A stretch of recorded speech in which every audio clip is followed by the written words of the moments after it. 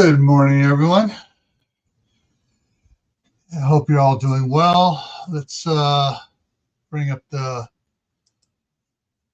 comments here. And so we have Crew 1351, Phelan Clan Wolf, Troop 1351, Lee Argent.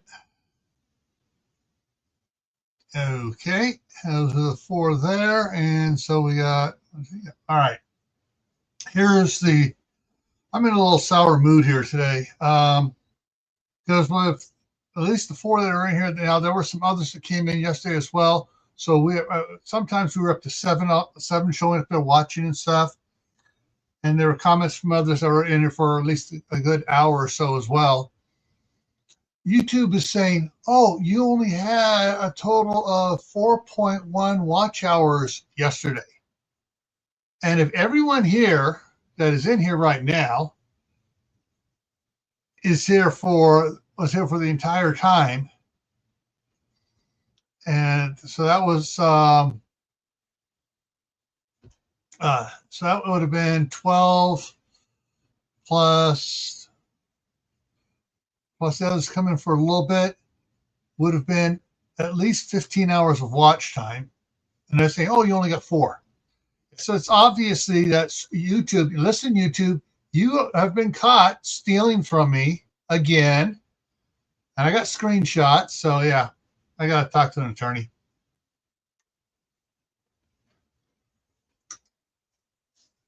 Yeah. So if anybody comes in and you're here for a little bit, and if you please, everyone type in hi. That way there's more on there, and I got more record of people actually watching here. And not if you just come in, don't just come in and watch a little bit and leave. Don't give me the thumbs up, say hi, so it's on the record, so it's in the recording that you were here. Because after yesterday they dropped it down to 4.1. What was it, Sunday? Let me look at it here again. So so back on the last Friday, not yesterday, but on the 13th, they say there was I only had 1.1 hours of watch time for that 3 hour live stream. And then there was only 2 on the 15th and 3.4 on the 16th, Monday. And then yesterday was 4.1 total watch hours for the entire friggin' day for everybody watching. It was only that much. So if you're in here watching, and I see it says we got 7 in here watching right now, please type in, type in hi, Gray Man Prepping, or say hi to Phelan Clan Wolf, or say hi to Troop 1351. Say hi to somebody in here so that's on there, so it actually shows up, because I have not seen anybody else type in other than the 4 that I've been typing in here in the side chat. So please add some names in there, and don't forget the thumbs up. And when we can prove that YouTube is stealing. All righty. So enough of that. Let's get on stuff for you guys here. So let me go ahead and kick me up to this top corner here and bring up the, there it is. All right, so let me go ahead and unhighlight this. Yeah, yes, I do go ahead and I highlight it like this, so I know where I'm starting off again, because I found a bunch of afterwards yesterday. I was working on way up in up like on the 21st and the 22nd on the storyline over here on the side. So I was looking at getting close to chapter 5 there, and I actually did some work in chapter 5 as well. And so I know where to come back to, but yeah. So, all righty. Okay, now we only got 6 people watching. All right, so let's get here with November 14th, second fall. The next morning, Randolph called Walt early and asked him to come to the sheriff's office first thing in the morning.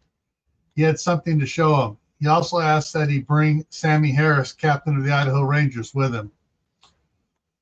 Walt drove his new Conquest Knight that the president had sent out on one of the transports the day before. Sarah drove her F-450 and Sammy drove her customized crew cab, a 1968 M715 series 1.25-ton Jeep.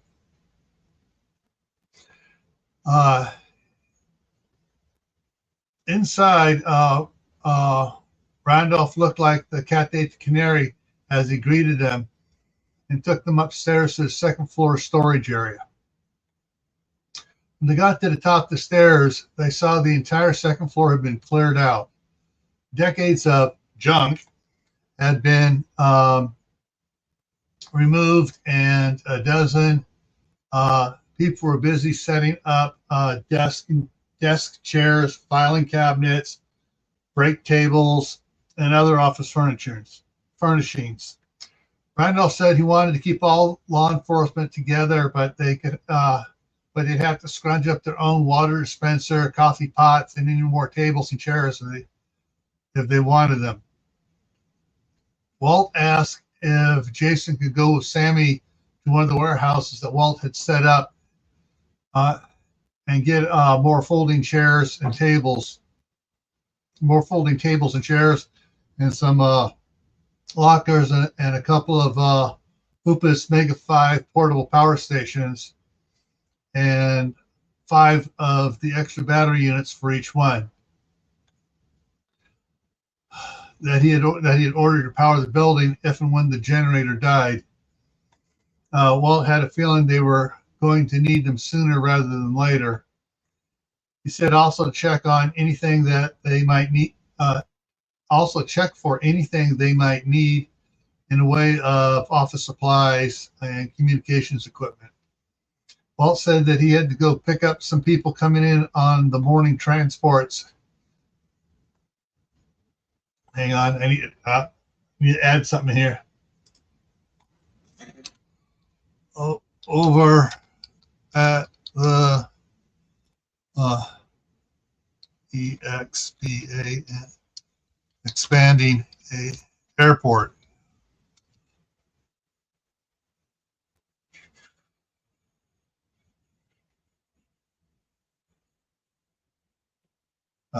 Yeah. Sarah said she would help Sammy and Jason. Sarah, and Jason returned with 6 8-foot tables and 2 6-foot ones, 30 chairs. I just noticed that was a typo up there.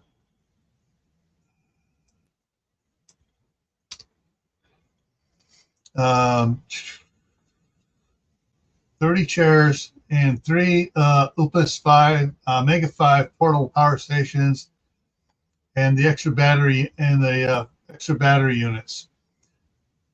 They got back and everything except including a water dispenser with hot and cold water. And okay, they got back and had everything set up, including a water dispenser of hot and cold water. Hang on, I need to change this sentence. It just doesn't sound quite right. I'll split it. When Sammy had left, when Sammy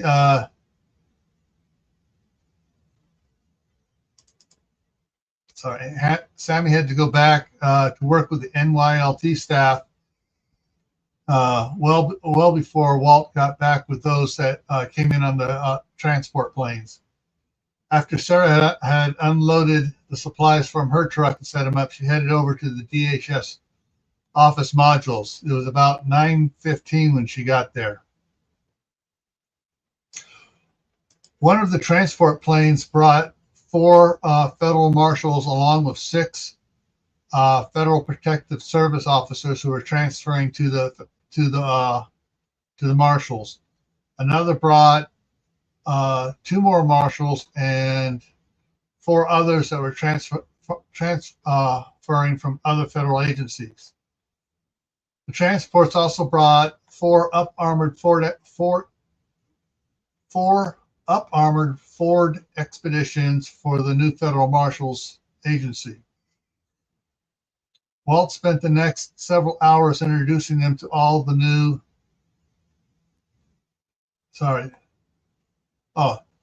Spent the next several hours introducing them to the new federal marshals organization. The first part of their in-brief covering the changes from the Marshal Service to the federal marshals. He explained how they were going to do law enforcement the Wild West way, and that they were no longer to act as bailiffs for the court. Those duties would belong to the new federal bailiff service. Then he explained that Then he explained what was happening in the county. Down in Cambridge, the building of Camp Toon Tavern and the just named Loisel Air Force Base. Then they were shown the Cambridge videos, including the interrogation and autopsy of Seth Dickinson. It was about 2:30 when they had composed themselves and were ready to continue. All right, we dropped down to 5 here to the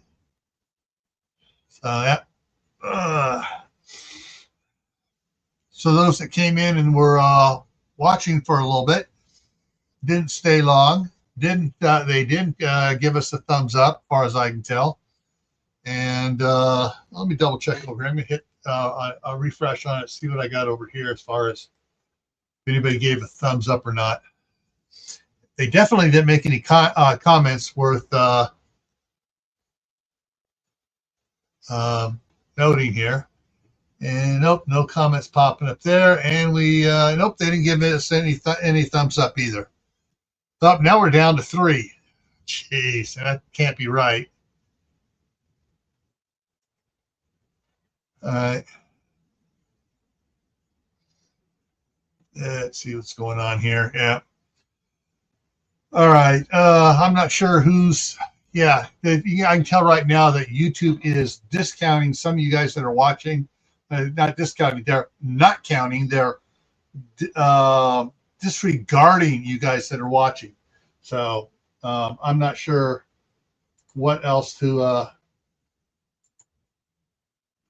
say about that. It's yeah, okay. It went all the way down to 1 watching, and now it's back up to 3. Yeah, so this is the game that obviously that YouTube is playing, saying, "Oh, you guys watch them all the time, so you're not really watching." Yeah. Anyways, all righty. All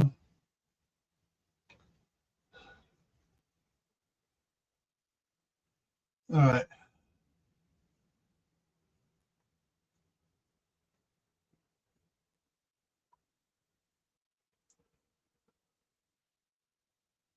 I'm going to change his head to take break to compose themselves. And to take a break when they had to take a break. Come on, there we go.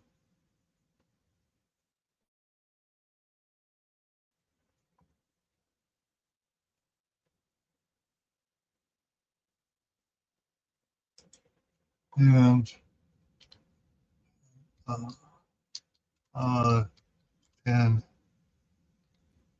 and use minutes.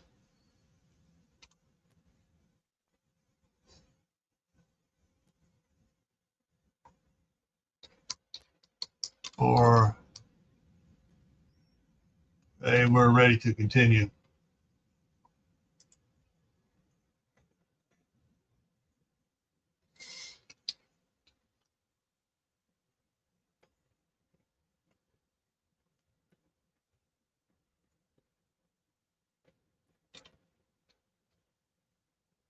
Walt had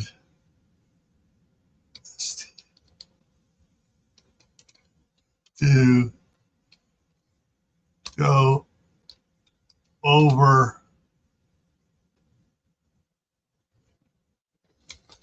some of the new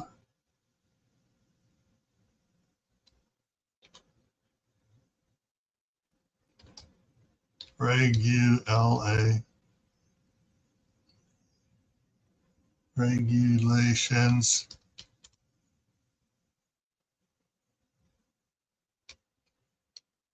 and he stopped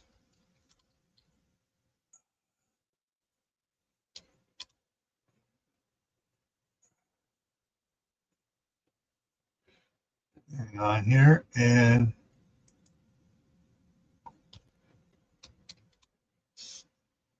pointed to the five figures who had just entered and were standing at the top of the stairs. Ladies and gentlemen, I give you Captain Sammy Harris, head of the Idaho Rangers, her right hand, Lieutenant Danny Rourke, Lieutenant Jerry Gray Cassidy, and Ranger Randy Cassidy. They all nodded and tipped their hats when named. And the brooding figure in black scratched that to super hot, sexy brooding figure in black. The five totally lost it in laughter and had to hold each other up. So much for my brooding persona, Sarah snorted through the laughter. Walt coughed and then loudly said, Deputy Chief, Federal Marshal Lightning Death. With Walt's introduction, Sarah straightened upright. Babe, which do you want? The super hot babe or the brooding figure in black? My wife, because she's both and so much more. Okay, you asked for it and you're going to get it tonight, Sarah snickered and then said, but serious, what demo do you want me to do? Talk first, then bring out the fallen angel and light it up. Okay, babe. No, all right, babe. Okay, Marshals, first you have to understand about our banter, Sarah started. We do it to relieve stress and keep ourselves grounded. If you don't laugh, the job will get to you and eat you alive. She took a breath. Now that you've seen the videos of us going up against Heaven's Devils, are any of you willing to go out there with me? Go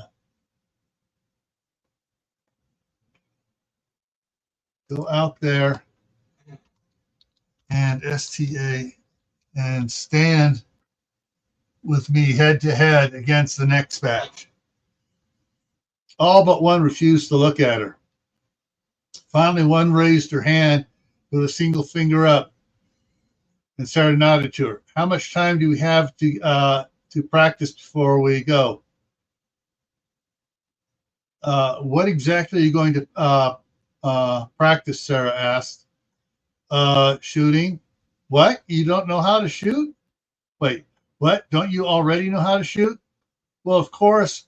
Well, I thought I did until I saw the videos.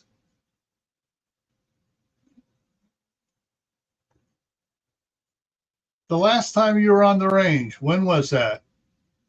About 6 months ago. Why? Why what? She asked hesitantly. Why were you on the range? You qualified, did you? Yes, she said, almost snootily. Did you get all of your bullets in a 6-inch circle? No. She gave a half-hearted chuckle like that was a silly question. How many were outside the circle? Hang on, he's inside the... I need to change this because most circle is on a target.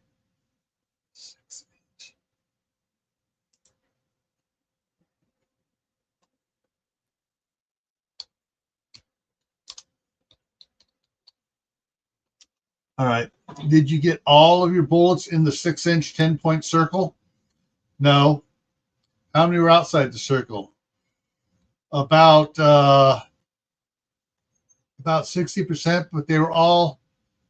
But I had enough points in the.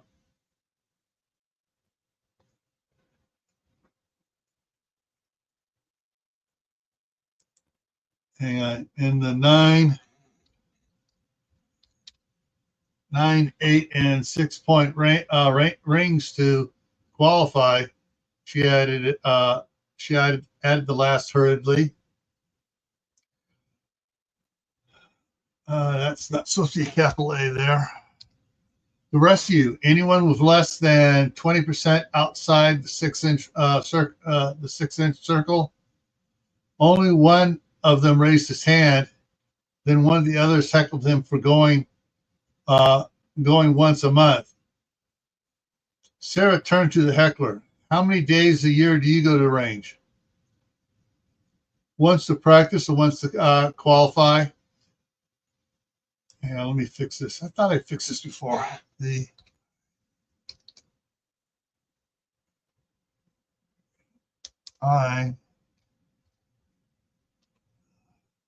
Idaho Rangers all busted out laughing. That's not qualifying. That's staying in net, Sammy said. What several of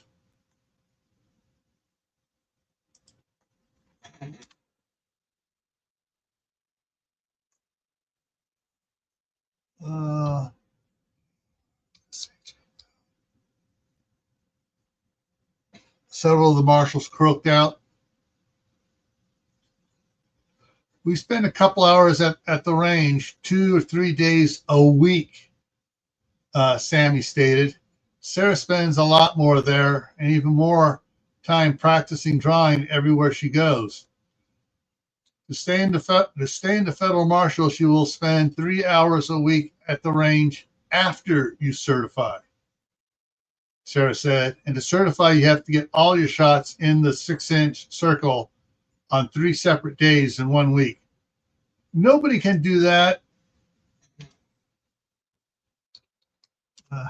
Itchy. The heckler protested.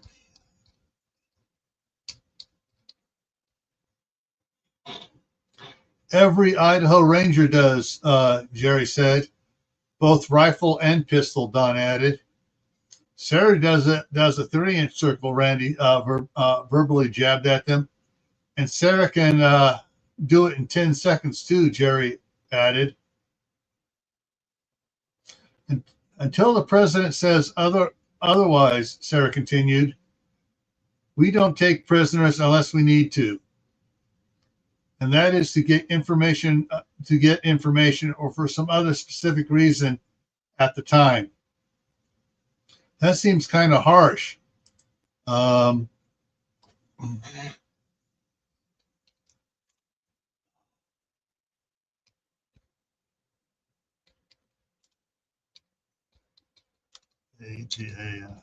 woman spoke again.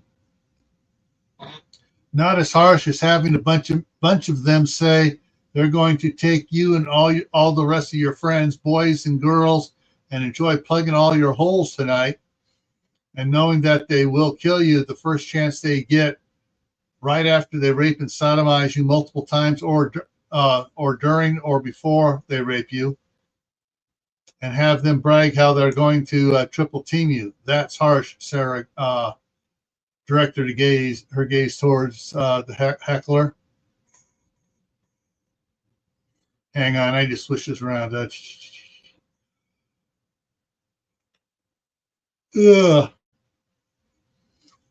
need to correct this out, work this out here a little bit. I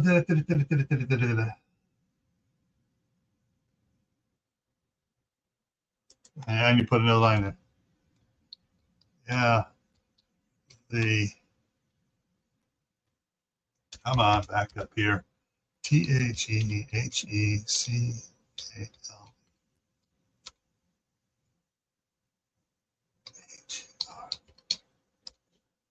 Okay.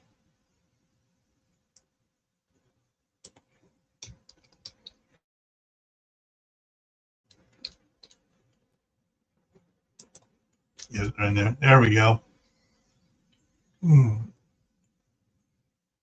Not as, yeah, okay, all right. The marshals paled and some tried to swallow but choked on the attempt. Yes, boys, they were including you and your children, Sammy chimed in. Tomorrow I'll run you through the gun range at Camp Toon Tavern. I'm working on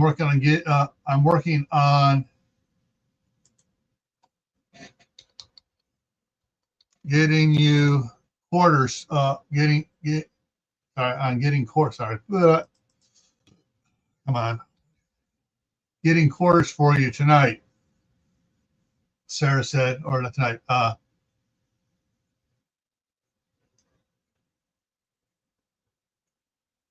I need to rework this. Let me think how I'm reworking this sentence. All right, we got someone else in here. Hello?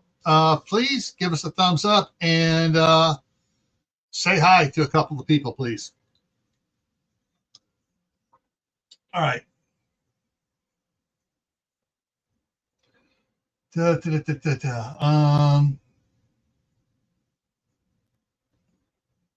right. Today,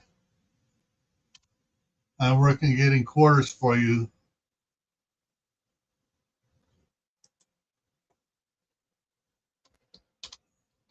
You have a place to sell.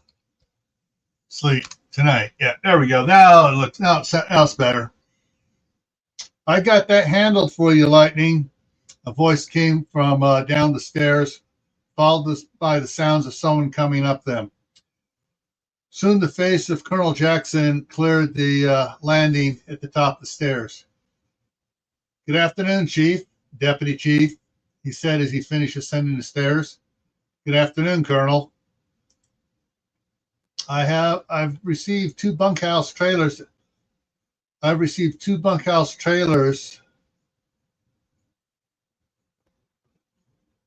Hang on. Trailers that came in on the last Marine transport over at Losell Air Force Base. It seems that they were earmarked for your marshals. Where would you like them delivered to? Bunkhouse trailers, Sarah asked. Yeah, they each have 10 beds, 2 bathrooms, but no kitchens. Walt thought about this for a minute and said, the warehouse on Buckley Street, do you know where that is? I'm afraid not.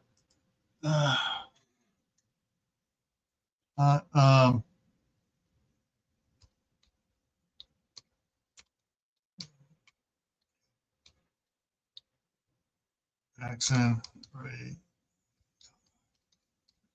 I'm afraid not, Colonel Jackson replied.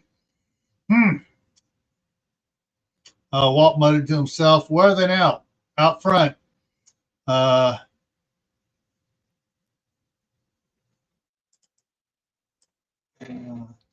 He answered. Sarah looked up at Walt. Road trip? Sure, that'll give the marshals here a look around town.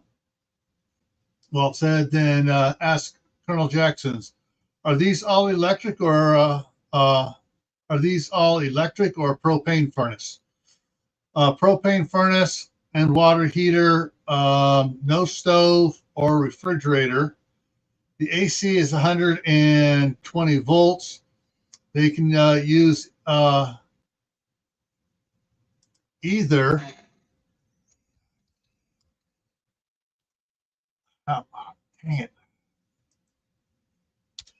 either a 30 or 50 amp service. They have adapters for both. That's good. The warehouse has a couple 50 amp outlets. Hang on. Let me change that. Just outdoor. A couple 50 amp outdoor outlets, and the office has a refrigerator, microwave. Well, we can get them set up with a couple of large camp stoves from inventory, Walt responded.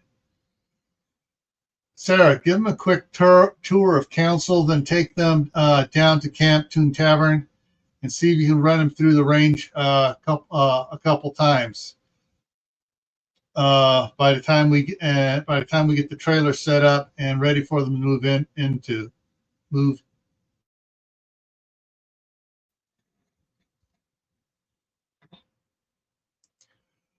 Sure thing, babe.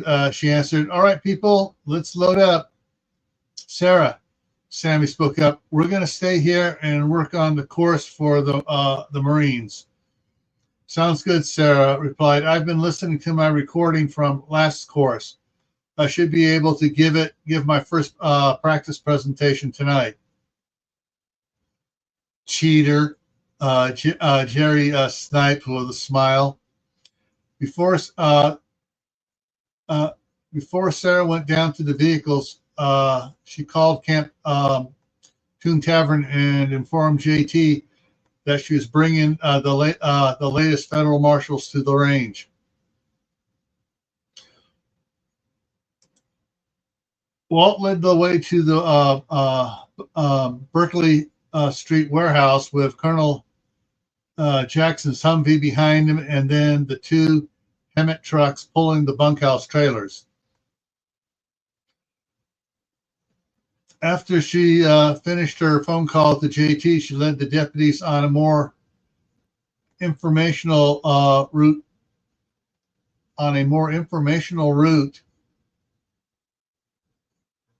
Hang on, through THROU through town,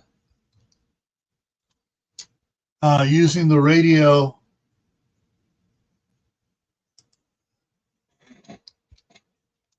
To changing text here to point out important places they needed to know about, which restaurants were still open, where the laundry was, which stores were still operational, where the DHS offices were. Sarah drove by the Berkeley Street warehouse and honked at Walt and proceeded south to Toon Tavern. 15 minutes later, they were pulling into the range parking lot. Sarah was surprised to see Master Sergeant Russell and Kathy and several other sergeants standing at the back of the gallery behind the range line, while Mary was in front of the firing line talking to the Marine boots who were seated cross-legged. She was explaining the pros and cons of spray and pray versus precise target selection. One of the boots just didn't get it through his head and was questioning the reasoning of what she was telling them. Sarah saw that Kathy was getting mad and Master Sergeant Russell was turning bright red. Maggot, Mary suddenly shouted. You don't have the brain with the thing. You don't have the brain with the brain to think. Oh, you don't have the brain to think with. Otherwise, you wouldn't be questioning facts. Get your ass up. The boot jumped to his feet. Put your cover and blouse on two of the targets in the middle of the group, Mary barked. The boot stared in surprise at Mary. Are you deaf as well as brainless? Mary shouted. Move it. The boot blinked and took off to the human silhouette targets about 15 feet behind Mary. Master Sergeant Russell, Mary called out. This boot needs a weapon with one loaded magazine. A slight smile crossed Master Sergeant's face as he readied a weapon. This scenario is as explained inside with the information update that two of the persons in the room have been identified as hostages, Mary announced to everyone. Sarah signaled for all the marshals to huddle around her, and then spoke softly so only they heard her. Pay close attention. This should be interesting. The boot was turning to was returning to Mary now, who had the weapon. Had the weapon when she pointed to the one of the barricade panels that made up the doorway to the room. Back against the panel, get ready to enter on my mark. When the boot was in place, she continued, clear the room, save the hostages. She handed him the weapon. Ready? She held up a stopwatch. Go. And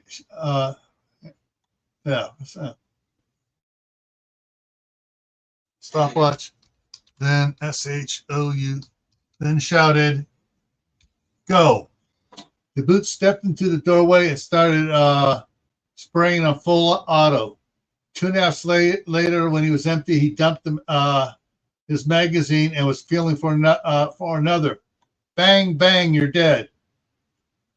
What? He exclaimed. I killed them all. No, you shot. Hang on.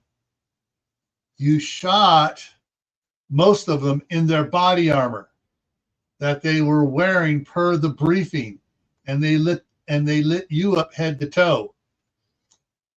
Mary pointed to the 2 silhouettes of the hostages. And you killed the hostages too. Kind of tuna. She mispronounced Senofantana's name. Oh, she went there with his name, Master Sergeant Russell whispered to Kathy. Kathy struggled to stifle a laugh. Give me the weapon and police your brass. Kind of tuna. Mary said with a death-faced stare as she held her hand out to receive the M16. Sento Fantante. It's an Italian name. I don't know how to pronounce it. I didn't print out. I just looked up some Italian names and stuff for the name, so I didn't actually look at how to pronounce it. But handed Mary the M16, bent down, picked up the magazine, handed it to her, and then began to pick up the spent cartridges. Mary checked to make sure the M16 was empty, and the action locked open. She then walked over to Master Sergeant Russell and handed it to him, followed by the magazine. As Mary walked back to the front of the firing line, she called out, hand on cock, front and center. A female recruit jumped up and hurried to Mary. Yes, Corporal. Mary handed her a roll of red masking tape. Cover the holes, including the ones in Cantafutuna's blouse, and get the number in the hostages. Get me the number in the hostages. Aye, Corporal. Recruit Hancock turned and hurried to the silhouette targets and began placing red tapes over the holes. When she got to Fanty's, that's right, it said Fanty's blouse, she used a bit more tape on each hole and called out the number of holes. While Hancock was taping over the holes that Centofantes had made, Centofante had finished picking up his brass and deposited it in the brass bucket at the back of the gallery near Master Sergeant Russell. Take your seat, Master Sergeant Russell growled at him. Aye, Master Sergeant. And he said, and quickly went and sat down. Hancock finished taping the holes and returned to Mary and handed her the roll of tape and said, Three in one, two in the other. Take your seat, Hand on Cock, Mary said. Hancock gave a slight smile and said, "Aye, Corporal." She turned and faced the seated recruits and stared at him for several seconds. Mary turned and faced the seated recruits and stared at him for several seconds. Then she glanced at Sarah, and when Sarah caught sight of the glance, Mary looked up.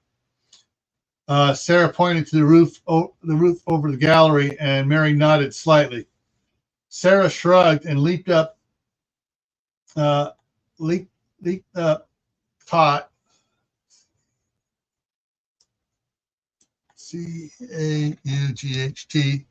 caught the edge of the roof with her left hand as her right foot rose up and pushed off. She swung up gracefully and landed silently on the roof. "All right, Boots," Mary barked. "What was Cuntafuna's first mistake?" One of the Boots raised his hand.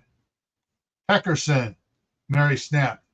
"He went in with his weapon on full auto." "No," Mary barked. "Anyone else?" Another raised her hand.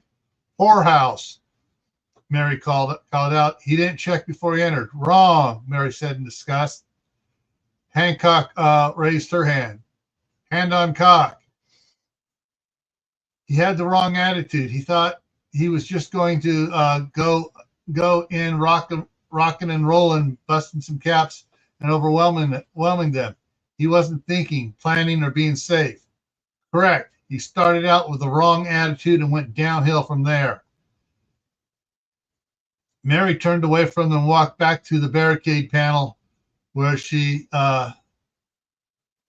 timed Centofonte and stood there facing it. "Would you pukes like to see how it can be done right?" "Yes, Corporal," Hancock shouted. Hang on to put that. Followed by the others. Mary smiled and waited a few seconds.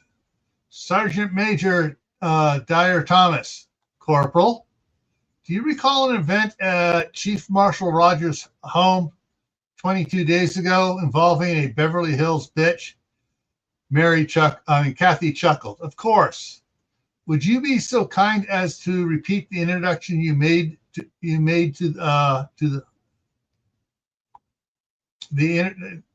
Would you be so kind as to repeat the introduction you made to the bitch?" Mary requested as she turned around. Kathy walked forward smiling, leaving a befuddled Master Sergeant Russell at the back of the gallery. "I would be glad to." She got halfway to the other barricade panel when she turned and called out, "We are here to receive special training from the best close quarter combat fighter in the world," Kathy started. Our instructor in one day killed 78 outlaw bikers and exposed close quarter combat. Before I could get one shot off, our instructor shot 16 of the scumballs." Kathy glared hard at the Boots. "Would you like to meet our instructor?" Kathy asked. "Would you?" Mary barked loudly. "Yes, Sergeant Major," the Boots responded. Kathy smiled wickedly. "Master, these Beverly Hill bitches want to meet you." Suddenly, a modulated voice shout came from above them. "Make a hole!" And Sarah came vaulting over the Boots' heads, her black duster spreading out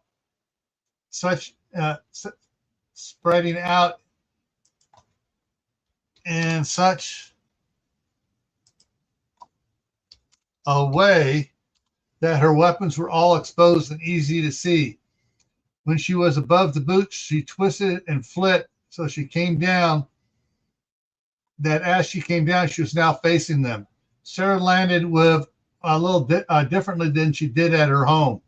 She landed gracefully but continued to dip to one knee and both fists were planted on the dirt. Her duster floated down around her like a dark shroud. Holy shit, it's Batman from Gotham by Gaslight, one of the boots shouted. Sarah slowly stood up. She kept her head bowed low, keeping her upper face with the sorry. Sorry. My eyes were low. Hiding her upper face with the brim of her hat and the lower with her bandana. She shifted her weight slightly to her right, picked up her left foot. I used to watch an old movie with my dad. There was one line from it that seems appropriate right now.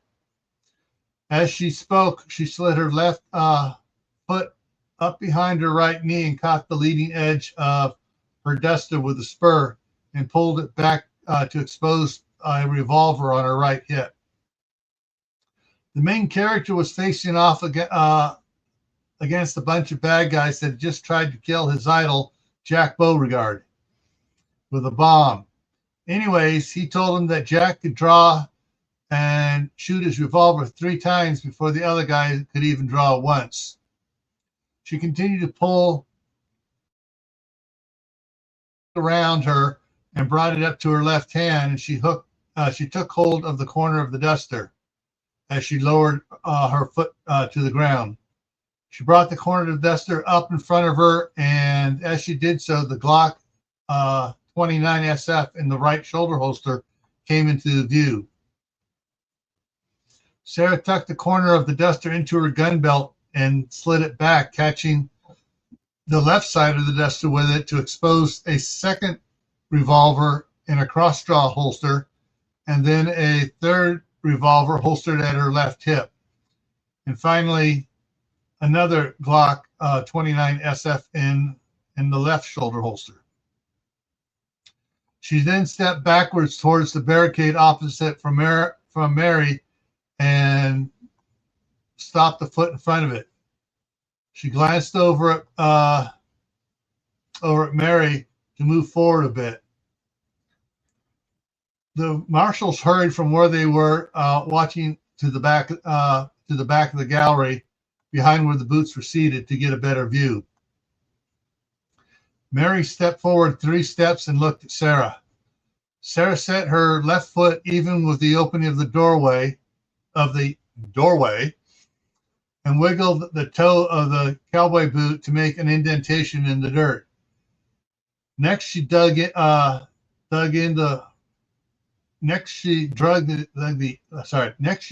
the inside of her left boot forward and planted it. I'm looking at multiple lines here trying to read it. Next, she drugged the inside of her left boot forward and back to create a slight groove in which to brace against. With her feet planted,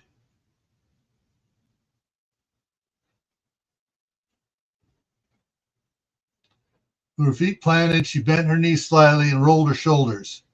She took a deep breath as she slowly let it out. She barely nodded to Mary. Seeing the nod, Mary brought her hand up the stopwatch in front of her face. Ready, go. Sarah straightened her right leg and pushed hard with the toe with that foot as she drew both of the 8-shot Rugers on her hips. She pivoted on the ball of her left foot and thrust the pistols forward as she began shooting at the 3 bag silhouettes on the right side of the hostage silhouettes. Her right foot whipped around and landed by the barricade on the other side of the doorway as her aim shifted to the other 4 bad guy silhouettes as she continued firing. Once her right toe dug in, she pushed off with her left foot, continuing her pirouette past the doorway, whipped her left foot around behind her, and Sarah holstered her now empty revolvers, pivoting on the ball of her right foot. Sarah came to rest in front of the other barricade. Mary stopped the stopwatch. Mary read the stopwatch and called out 0.85 seconds. Hand on cock. Mark the holes. She pulled out a roll of blue tape. As she handed it to hand on cock, call out the number and location on each target. Aye, Corporal. When Hancock got to the first target, Target, she gulped in amazement and called out, 3 hits, head, left eye, or right eye, left eye, nose. She quickly covered them with tape and moved to the second target. She got to the second target and shouted, damn, 5 hits to the head, all in the eye and nose area. All of the boots gasped, and a couple of the marshals let out low whistles. At the third target, Hancock said, 3 hits to head, right eye, left eye, nose. She quickly covered him before moving to the target on the other side of the hostage silhouettes. 3 hits to the head, right eye, left eye, nose, she called out at the fourth target. I'm seeing a pattern here, Federal Marshal John Quinley said. The Idaho Rangers weren't kidding about her skills. At the fifth target, Hancock called out 5 hits to the head, all in the eye and nose area. She quickly covered the holes. At the sixth target, she let slip, holy mother of, before she caught herself and added, she quickly taped over them, wanting to see what happened to the last, quickly covered over them, wanting to see what happened to the last target. At the last target, she shouted, 7 hits to the head, and taped over them. After Hancock finished taping up the last target, she returned to Mary and handed her the roll of tape. Then she turned to Sarah and said, you're my new hero, and then started to return to replace the other boot. Wait, came Sarah's deeply modulated voice. Who was your old hero? Hancock froze and said nothing. Hand on cock, you were asked the question. Who was your old hero? Mary shouted. Hancock turned to face Mary. You were. Mary's mouth dropped open a little at that, but Sarah spoke first. Why Corporal Hawks? Hancock hesitated, then answered, I overheard the sergeant major talking to other sergeants about Corporal Hawks and all she had done and about someone named Sarah and General Hale's plan to get her special leadership training, to get the corporal to accept promotion to gunnery sergeant by April 1st. By April. I want to be a Marine like her. Why now me? Sarah asked. Corporal Hawks is still my hero. You're my newest hero. Your skills are phenomenal. I want to be skilled like you. Then Sarah asked, what has Corporal Hawks done? Hancock hesitated and then said, I'm not sure it's my place to disclose that information. Go ahead.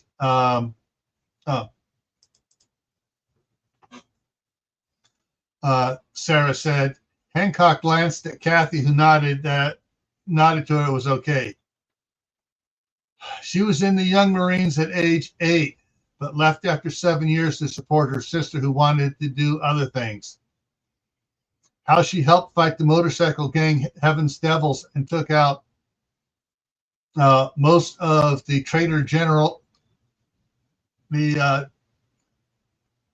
on, I need to correct this, took out most of the traitor Army generals, troops,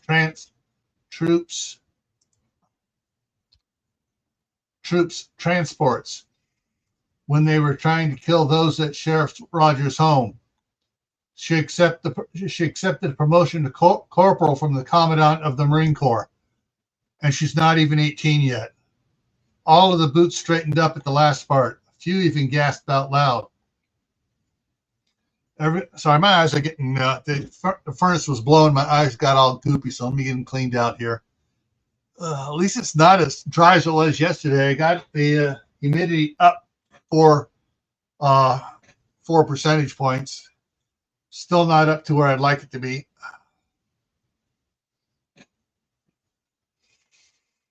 Let's see here. Dang, chunky is not getting out of my eye here.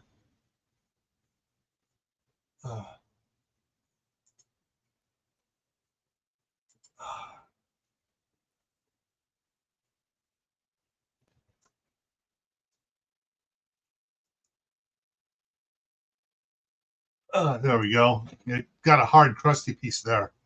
Didn't want to come out.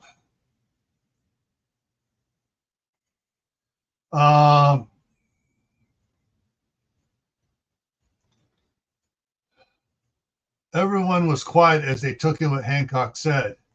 Mary suddenly turned to Kathy and snapped to attention. Sergeant Major, permission to tell this group of pukes who my heroes are. Kathy paused before answering. Permission granted. Mary looked hard at the boots before speaking. My heroes are here today. One of my heroes is Master Sergeant Russell.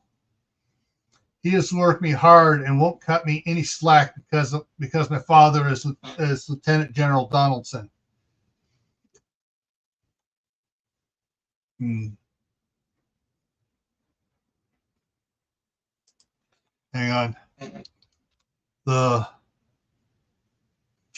Hang on. I'll get up here and get some here.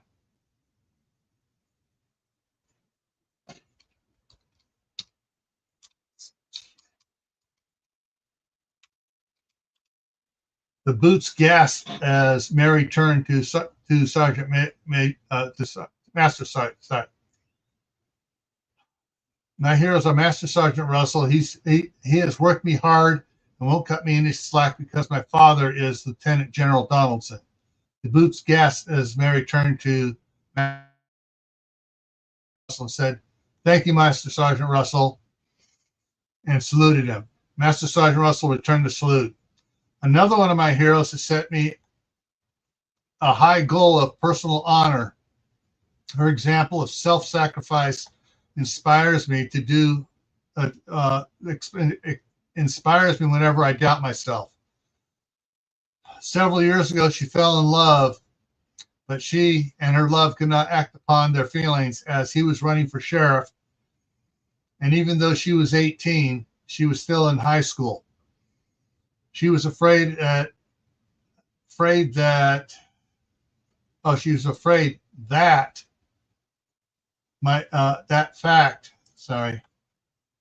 make it more clear. That fact might be used against them. Immediately after he was elected, he was informed of the approach of the asteroid, and they had to wait to act on their love so he could concentrate on working for the good of the county. They said they had to take the higher road, so she also said it sucked rocks. Everyone chuckled a little. Everyone gave a little chuckle. Sorry. Man. Hang on. Let me get a pack here to clean some stuff off of my glasses here.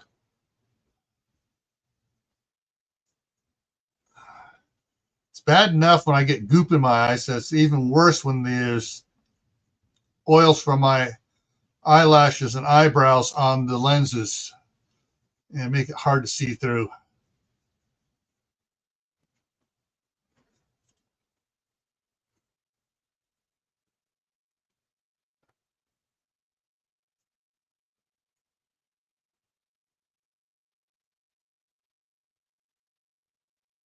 There we go. That should be clear. Let's see what it looks like. Oh, I can see decently until my eyes goop up again.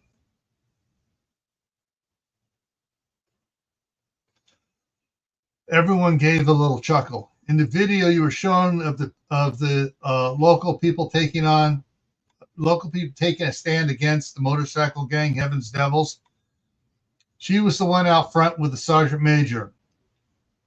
After the first battle in the video, you saw her puking her guts out because she thought he'd become a murderer. Mary stopped. I forgot one thing. She quickly walked over and grabbed a bottle of water from an ice chest in the gallery and walked back and stood in front of Sarah, slightly off the side. When I first met her, she almost made me pee. She almost scared the pee out of me. Mary beamed broadly. She held the bottle out in front of Sarah. Mary let go of the bottle. It didn't fall because Sarah's revolver was instantly under it. Everyone gasped. Then the revolver was gone and Sarah's hand was wrapped around the bottle. Yeah, I nearly peed myself when she did that. I have adopted her as the big sister I never had, and she has adopted me into her family.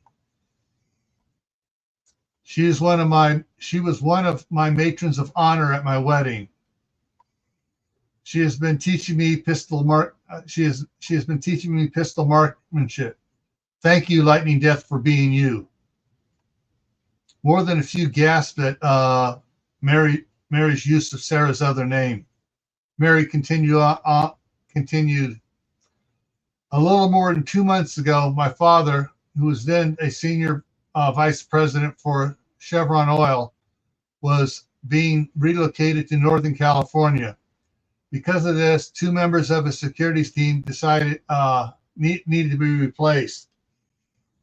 A recently retired master gunnery sergeant was brought to our home to be interviewed for one of the positions. When the deductions were made, she stated she was Master Gunnery Sergeant Dyer, 4th Forcon, on terminal leave for the next 2 days. My father said, "You appear to be a bit young to be a Master Gunnery Sergeant. How old are you?" She replied, 32, sir. I enlisted in Young Marines at 8 and at 14 reached the rank of Sergeant Major. Then I enlisted in the Junior ROTC for 2.5 years. When I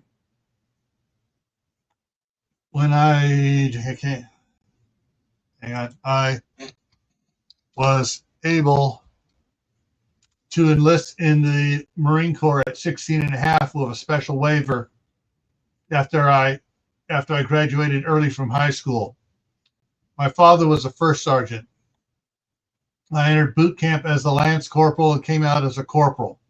I received a combat promotion to sergeant my first week in the box. 10 months time in service, still 17. Then a year later, another combat meritorious promotion to staff sergeant. I received 3 more meritorious promotions, the CMH, and made Master Gunnery Sergeant 6 years ago. Mary took a breath and then continued. She was hired, and as she was leaving to get her belongings to move in with us, I stopped her and asked her to go with me the next day to help me get back into the Young Marines and to bust my butt so I could earn the rank of Sergeant Major before I graduated high school and then enlist in the Marine and then enlist in the Corps. She agreed. Several hours later, the news of the asteroid leaked out. She still kept her word and busted my butt to get me trained. I was extremely proud to be asked to be her maid of honor 4 days ago, and she was my other matron of honor on the same day. She has been an adopted aunt and confidant to me during these life-changing times. Mary took a breath. I saw the look of confusion on the faces of several of you when I said CMH. CMH is Congressional Medal of Honor. Mary came to attention, did a right face, and saluted Kathy. Hancock, who was still standing, saluted too, as did Master Sergeant Russell.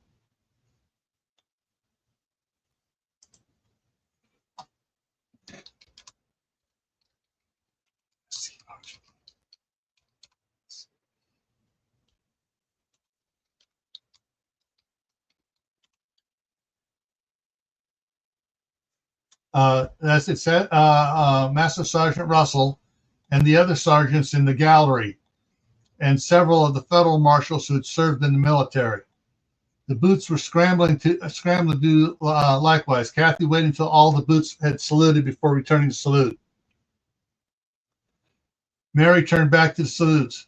Boots, these are my heroes. I work hard every day to honor them and the example they have set for me. Hancock, you want Lightning Death to be one of your heroes?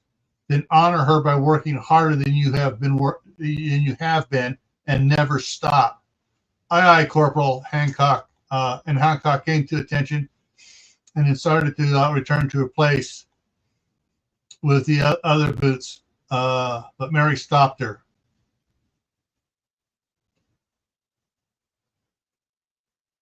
And hang on. I made a mistake here. Easy one to fix, though. This goes up here. And this here comes down.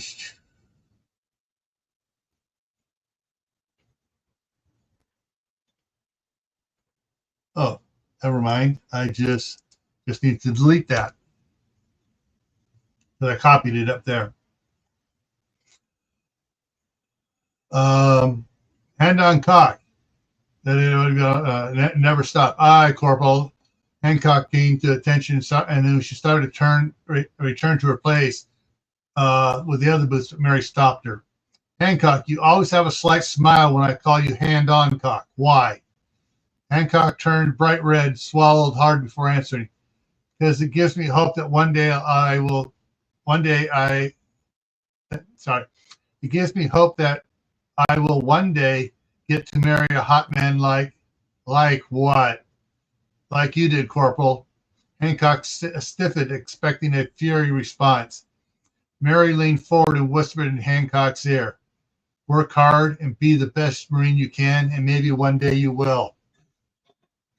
Understood, Corporal, Hancock replied, leaving everyone to wonder what Mary had said. Now, Hancock, how many shots did Lightning Death hit the targets with? Hang on, plural. Hit the targets with. All right. Mary asked, knowing it was a trick question. Hang on here. Hang on. Let me just, I saw something over here. Please.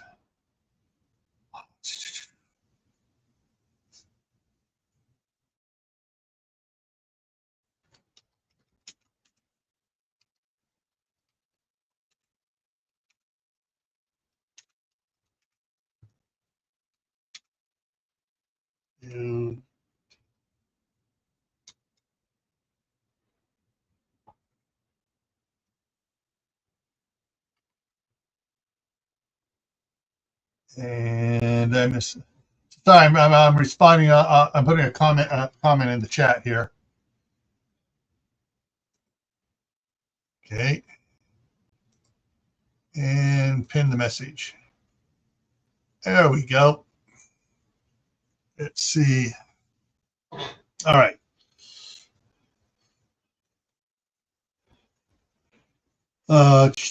There were 32 holes.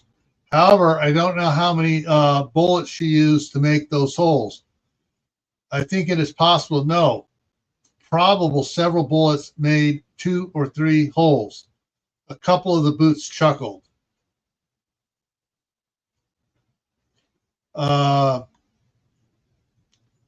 Cut face, Sarah shouted. What did you find so funny about Hancock's analysis? And she stalked over and stopped right in front of Senfatente. Well, you'd have to take time to line up most of your shots to do that. So what's wrong with that idea? You fired all those shots in less than a second. You didn't have time to aim like that, he protested. Mary quickly turned away to stifle her laugh and blew snot out of her nose, but blew snot out of her nose. Kathy also turned away and buried her face in her hand. Master Sergeant Russell looked up and shook his head. Really? Sarah snarled. Stand up and hold out your hand. Hancock, you too. When the two were standing in front of Sarah, she slowly drew the revolver in her left side, on her left side, and turned it so the barrel was up, moved it over Centofante's hand, and ejected the shells into his hand. How many are spent? All of them. How many? How many? Sarah rasped through the voice modulator.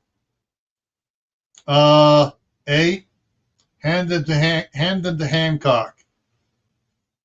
When he done so, Sarah asked, "Do you concur?" Hancock smiled.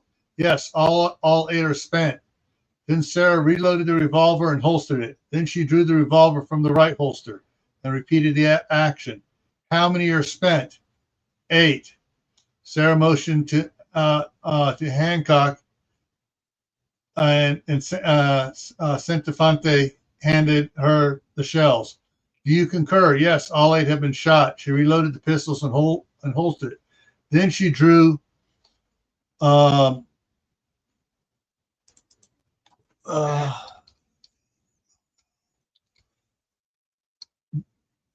then she drew the revolver from the cross-draw holster. "Damn, she shot that one too," one of the boots said in a loud whisper, and several of them nodded in amazement, in agreement of amazement.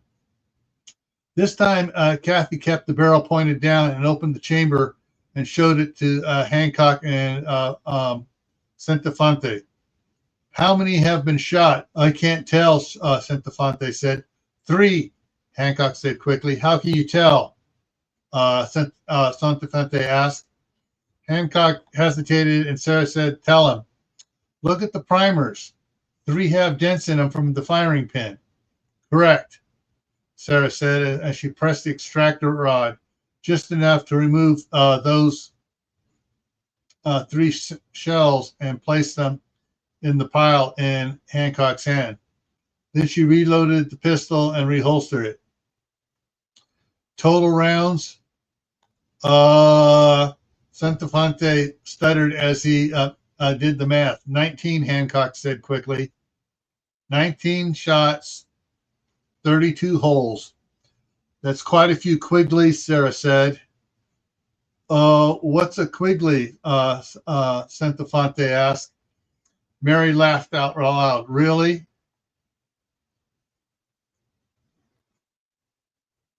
Hang on, I'm going to add something to this here. Or someone who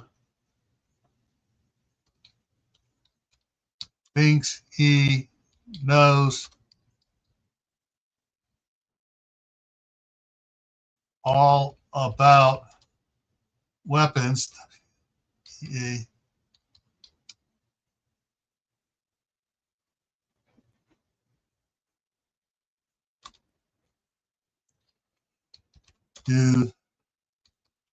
just showed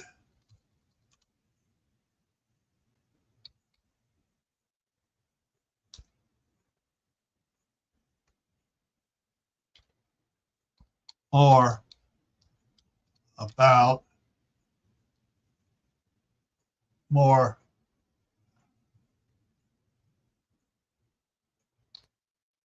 how little you really know. You really know. For someone who thinks he knows all about weapons, you just showed us more about how little you really know. A Quigley is when a shooter takes out 2 with 1 shot. A hat trick is 3 persons with 1 shot. I saw her do it with Heaven's Devils.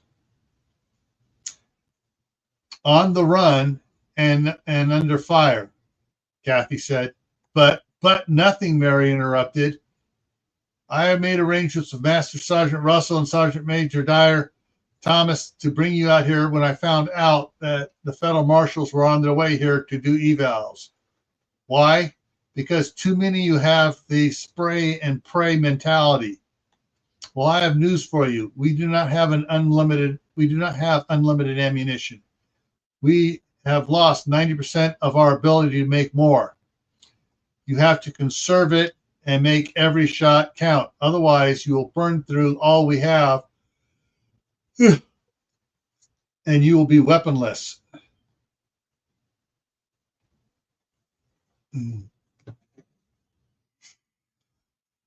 Okay, we got 4 people watching now. I'm not sure who stepped out. Oh, and we got someone came in. Rebel Canners came in. Hey, Tammy. All right. Now, otherwise, you burn through all we have and you'll be weaponless. Master Sergeant Russell smiled slightly and nodded barely at the lesson he realized that Corporal Hawks had planned.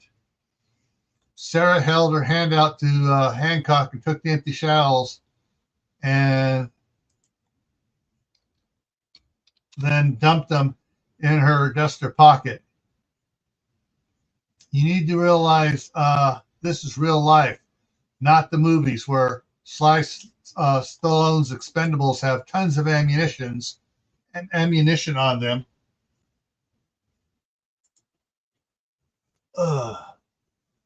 Have tons of ammunition on them and shoot 4 times what their weapons can hold before they reload. Every shot counts. Hang on, I need to put some dots in there. 1, 2,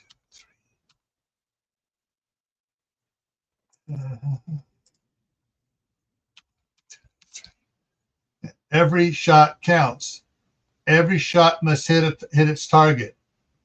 For the rest of your training, none of you will fire full auto again. We don't have the ammunition for you to get your jollies off. That means you too, girls, Mary snapped.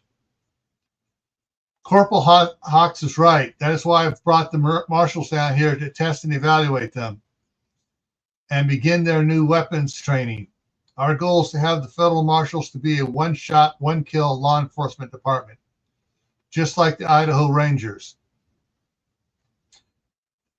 And what General Donaldson and General Hale want the hang on, I'll put it here.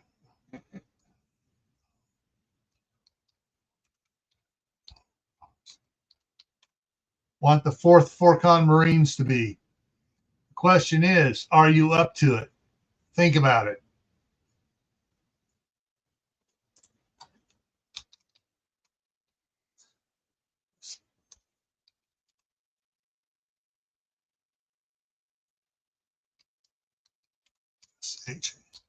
Sharp. Sarah said sharply.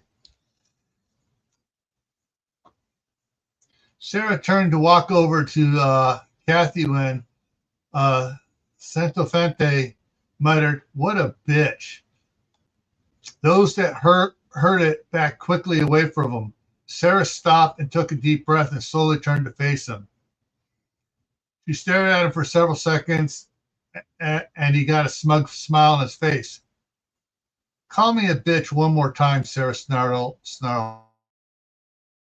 "Shoot me, I'm unarmed." "Mary," Sarah called out, forgetting to use her rank. Mary stepped over, and Sarah shucked her duster and handed it to her. Then she peeled shoulder holsters off and gave them to her. Master Sergeant Russell started forward, but Kathy waved him back. Next, she took off her gunslinger rig and laid it in Mary's arms. Sarah turned back to Centofante. "Well, cuntface, I'm unarmed too. I'm not afraid of you, bitch." The green flames began to glow at Sarah's wrist and around her neck and finally her boots. "Time for you to meet the fire demon." When Sarah was about 4 feet away from Centofante, she reached up and pulled the bandana down, revealing the titanium skull faceplate of the helmet. She opened the mouth and let out a high-pitched dynamic laugh as the flames burst on full. Centofonte screamed at a high pitch, jumped back, tripped, and landed flat on his back. Come on, cunt face. Let me see that cunt mouth of yours so I can put something big in it. Hang on.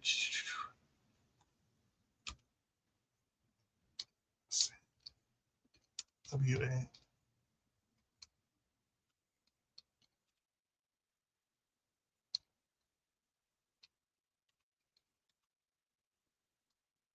Sarah waved her fist at him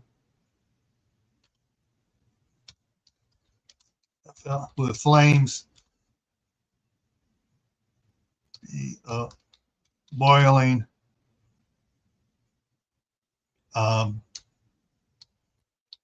From it. Having never seen Sarah's flame demon trick before, several of the federal marshals panicked and drew their weapons. Put the guns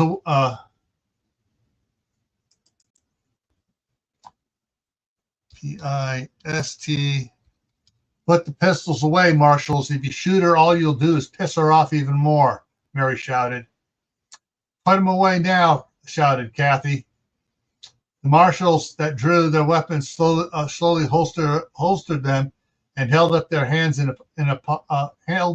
apologetically.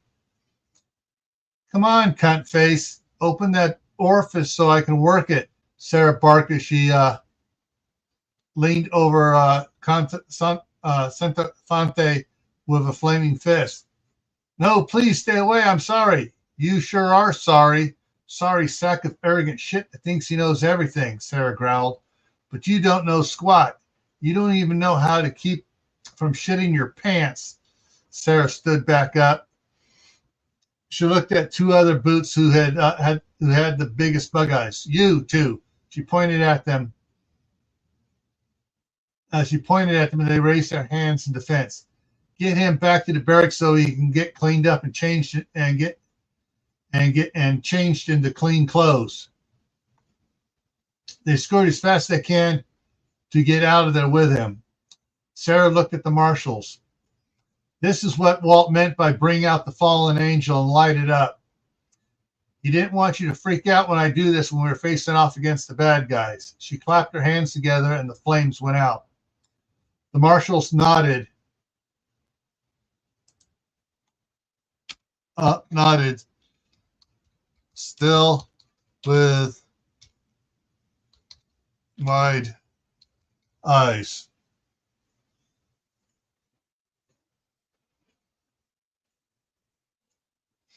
Hancock came up to Sarah with awe. Now you're my number one hero. Can I get after hours training from you? Before Sarah could respond, two other female boots came up besides Hancock. Me too, they both said at the same time. Then another rushed up, and me. A male boot started forward, but he stopped short, looking unsure about asking. Sarah looked at him. Well, she spoke after a couple of seconds. I need to add a letter on there. He came forward and dropped to a knee and bowed his head. Please train me, master.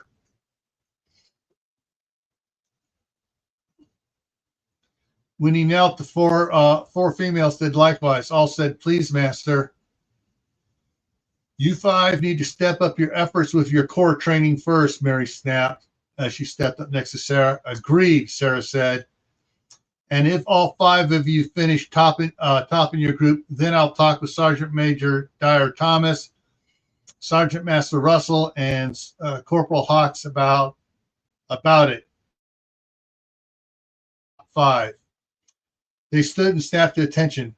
Aye, aye, ma'am. Sarah hissed back. I am not a ma'am. That's Deputy Chief, you pukes, Mary barked. Aye, aye, Deputy Chief. All right, Boots, Sergeant Master, sorry. Blech. All right, Boots, Master Sergeant Russell barked. Time to let the marshals have the reins, so head back to. He didn't finish as the Humvee came speeding up. When it stopped, The passenger door opened quickly, and General Hale stepped out. Mary caught a glimpse of him through the glare of the windshield and shouted, "Attention on deck," as soon as the door opened. General Hale walked briskly to Sarah and held out his hand. "Deputy Chief," Sarah took his hand. "General, Walt said that Cambridge called. They have a large group of motorcycles and other vehicles that look like heaven's devils headed towards them. He wants you to head over there ASAP." Sarah nodded. "Thank you, General." She turned to Kathy. "Are you up for some fun?" Kathy shook her head. "You and I have very different ideas of what fun. You have very different ideas of what fun is, but sure." "Corporal, get Major Payne," Sarah said. "Aye, Deputy Chief," Mary responded, and with a slight smirk on her face as she took off running. "Master Sergeant Russell, can you get a ride for these boots? I would like for them to observe the operation to open their eyes to this new world." "Right away, Deputy Chief." "All right, Boots, head to the motor pool double time. And Master Sergeant, you may want to send someone to get Cuntface to hurry up. Peterson, go light a fire under Centofonte." "Aye, Master Sergeant."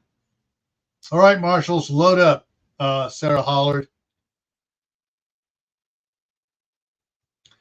They nodded and headed to their expeditions. "General, would you like to observe?" Sarah asked. "I think it'd be very educational." Hale smiled. Sarah looked over at the General's Humvee and saw that the driver had stepped out, and it was Jane. "Jane," she called out. "Congratulations, Lance Corporal." She referring to Jane's promotion. "Can you take the General to the Silver Block barn? And make sure you have a good spotting scope and hunter's ear for him, please." Jane smiled. "Thank you. I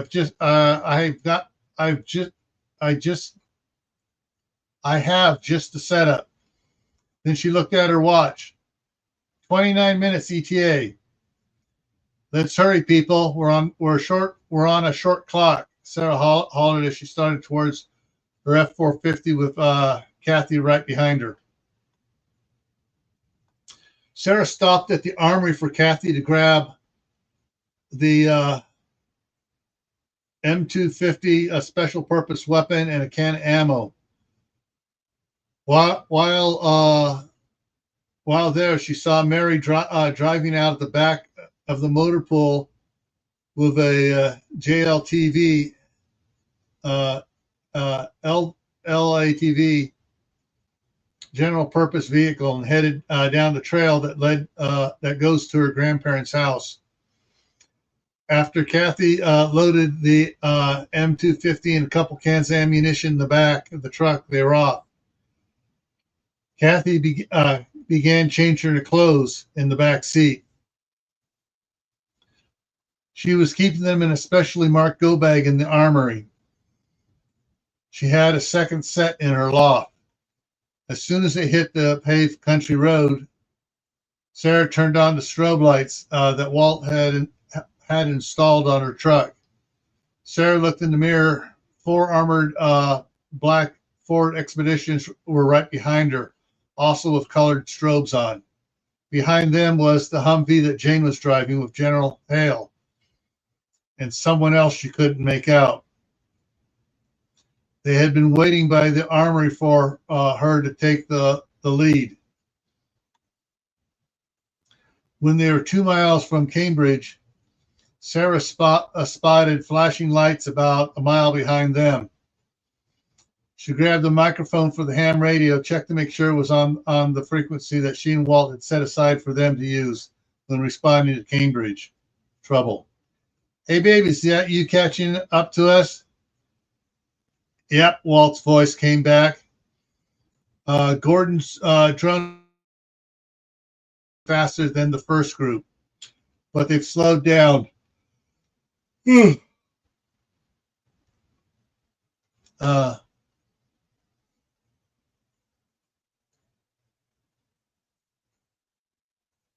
but they've slowed down. With his new camera, he was able to zoom in on from further away and confirm this is Heaven's Devils. They're about to Man Creek Reservoir turnoff. Do we have a count on them? A little over 200 motorcycles, 2 fuel tankers with trailers, 1 bus, 2 20-foot box trucks, 2 unmarked semis with trailers, 10 pickups, and 2 strikers. Damn, babe, Sarah cursed. We may need to get a couple of Marine helicopters down here for this. No need, came a modulated voice over the radio. Major Payne is here. I'll take care of the strikers from the rear. Holy mackerel, Walt exclaimed. What was that? As a Demon doom buggy similar to Benny's BC Custom Search and Rescue Tactical Vehicle flew by him doing about 90 miles an hour. The big difference was this one had 2 huge 3-barrel guns on top that dwarfed the M134 that was on Bernie's.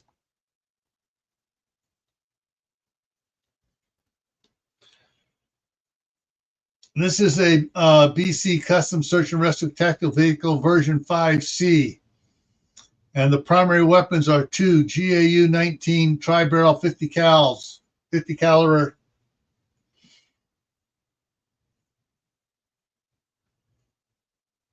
50 calibers. Let me put an S on there.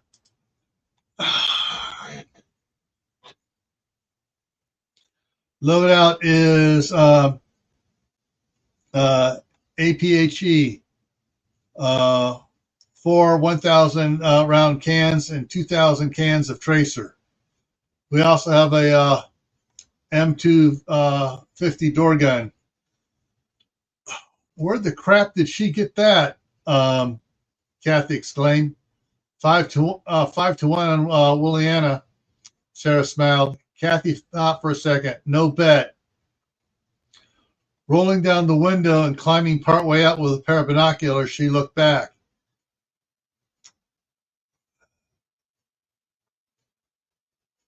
That is mean looking, I'll give her that.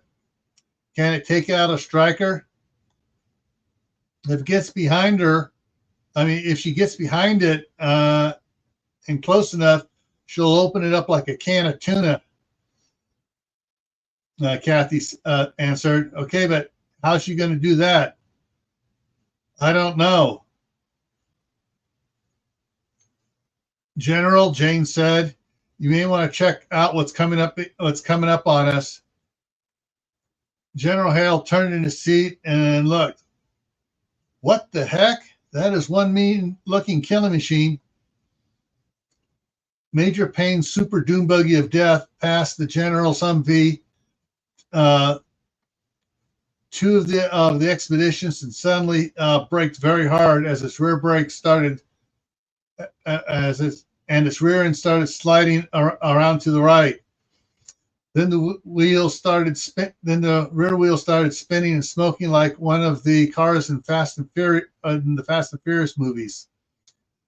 As it started a Tokyo drift maneuver into the intersection of Hog Creek Road and took off like it was a rocket sled down the road. Even in the Humvee, General Hale could hear "Wahoo!" in a southern accent. Walt keyed his mic. That was some driving, Major. I'm in the gunner seat. That was the Hawk.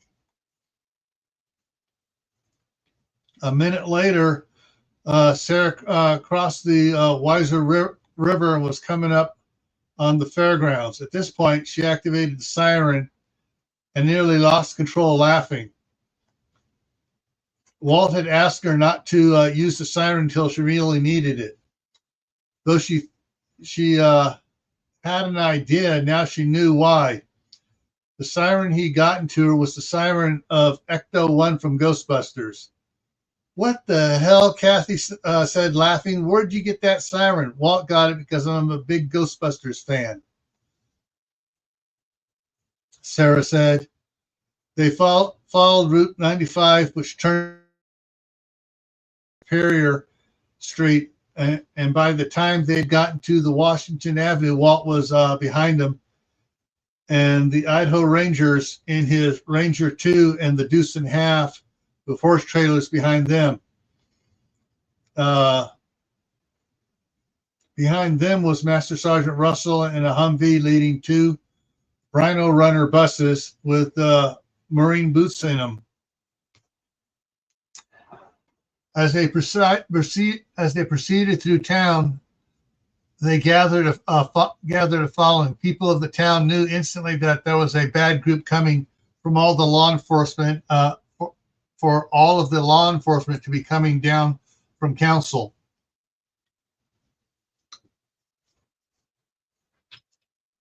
When they got to where the roadblock was just days earlier, there was no sign of it.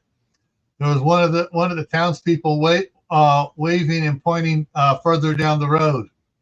Half mile down the road near the old Seventh-day Adventist church, they found it. Just beyond the driveway for the church was a private road that was against a very steep slope. The slope continued along the highway for almost a mile. I know what I wanted to say on this one, but I read it last night too, and it still doesn't make sense.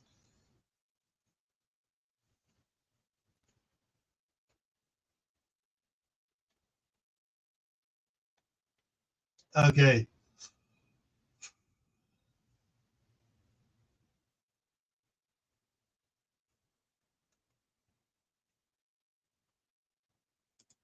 It's the start. There we go. Okay. Beyond the driveway for the church was a private road that was against the start of a very steep slope. The slope continued along the highway for almost a mile and a half, making escape on the west side of the highway nearly impossible. And the east side dropped off down to the Weiser River.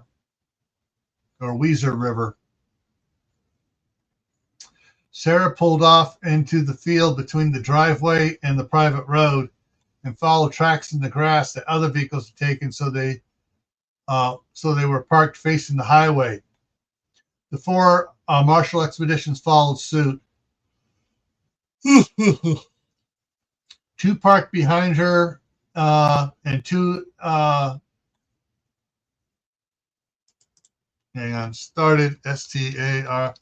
started a row next to her.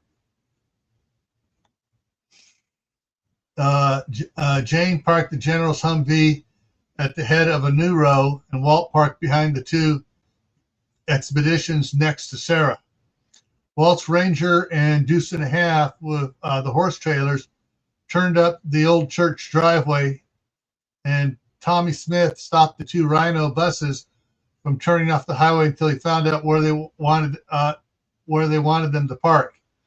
Sarah stepped out of her truck and looked back at the church where the Idaho Rangers were headed and saw Benny's BC Custom Search and Rescue Tactical Vehicle, aka the Doom Buggy of Death.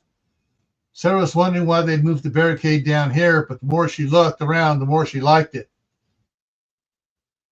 She saw where there were sniper bunkers up on the hillside that could rain death down on the bad guys. Across the river, there are a couple small log forts that looked like they were set up for sniping anybody trying to leave the highway and cross the river. Then a glint caught her eye. On top of the hill where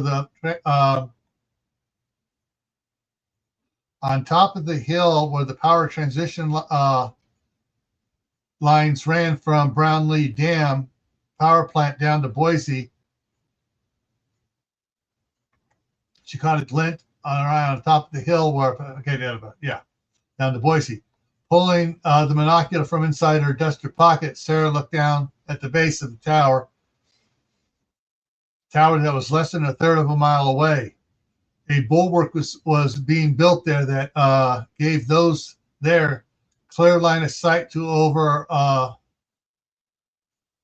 mile of the highway, which which most of was within 500 yards due to the curve of the river that the highway followed.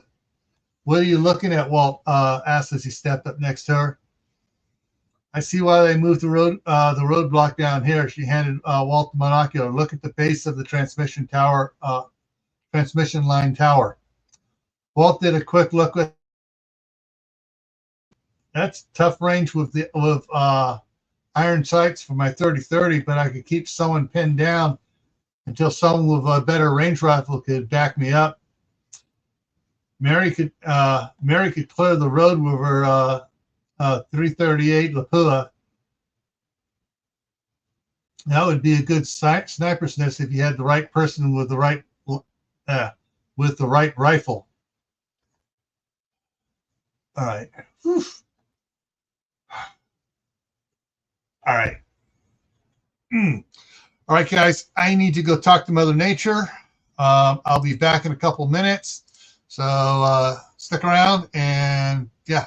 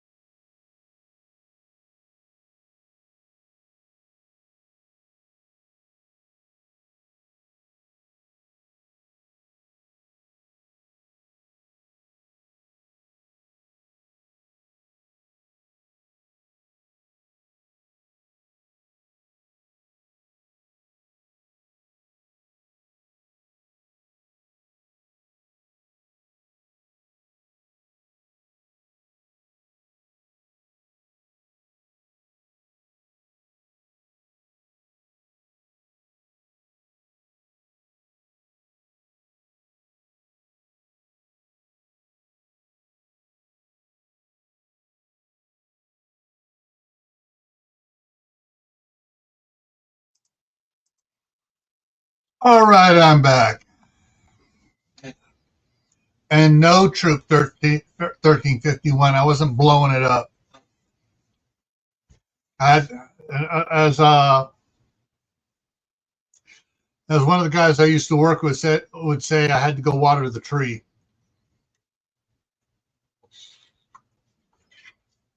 All right.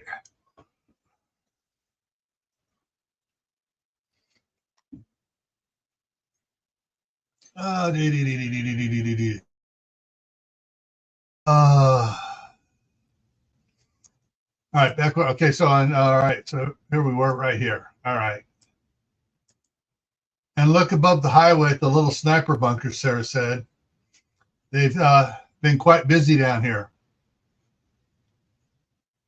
Soon they won't need us to come down here for most of the groups that make it to here. That'll be nice, Sarah agreed.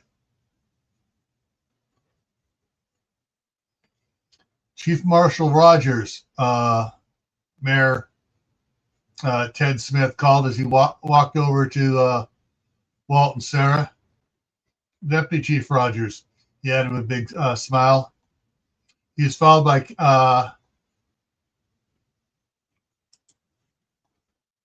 FORM, former CHP Captain Ben Jeffries, who was talking to one of the townspeople, giving them some instructions. We see you've been very busy, Walt said. Yeah, Benny and our new deputies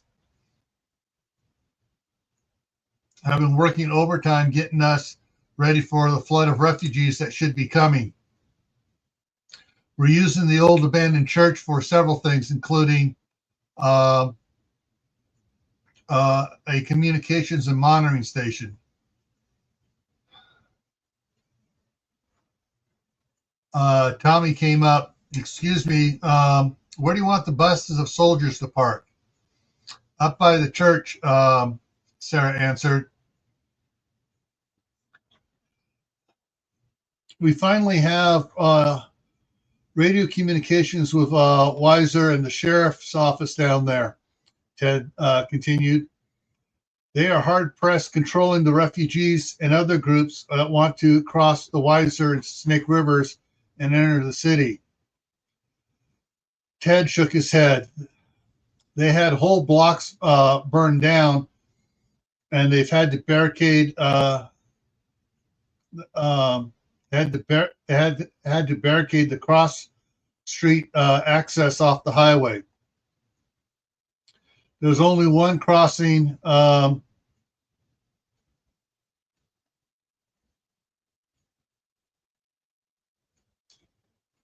Hang on. I need to make sure I got this right. I need to bring up the map here and take a look at it here.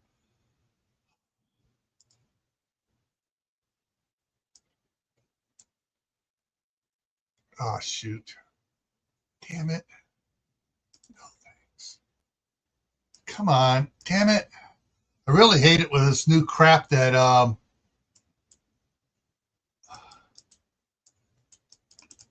oh, shit.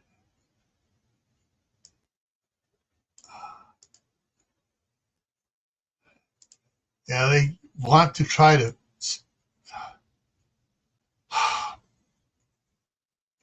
Damn it. It keeps on trying to do a split screen, and I don't want it to do a split screen when I pull something off here. All right, I don't know what's up with this. Oh, no. Separate views.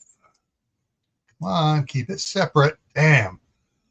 Microsoft and its stupidity is just really getting me pissed off here with the crap they're pulling. There we go. And I can put it over here. Now I can put in here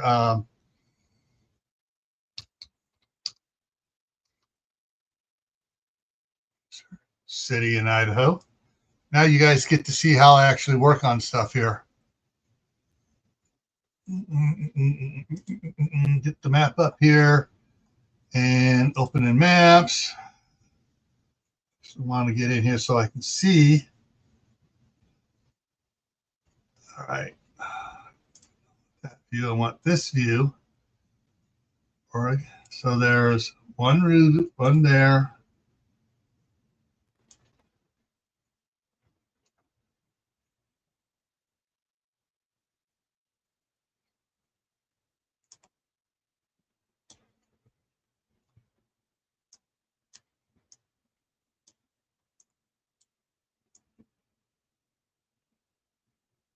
Okay. Yeah. Okay. So yeah. Okay. Business 95. Okay, that explains it. All right. Now I can get back to this. Okay.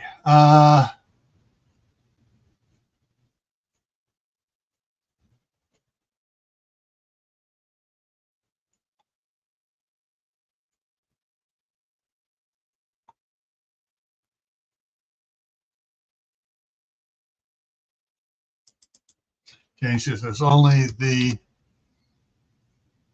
BU business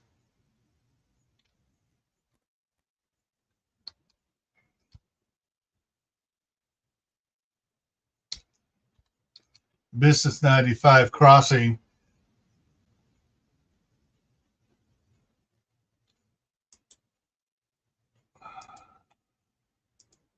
Business 95 crossing. That's heavily guarded.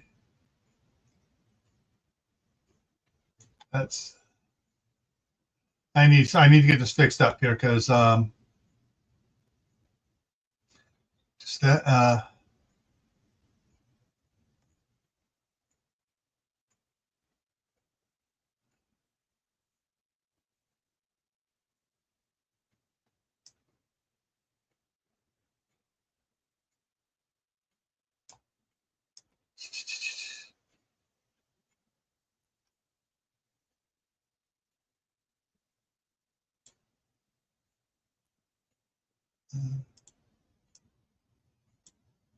they had to stack cars on the bridge.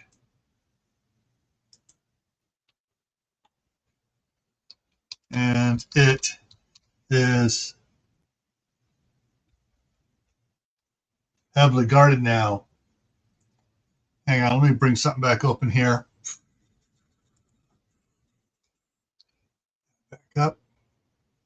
I need to look back in here and make sure where the next crossing over the river is.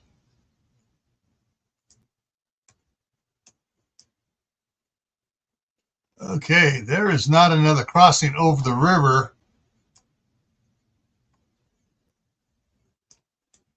until going north, and doesn't cross over until south, way down south in a different county. Okay, so yeah.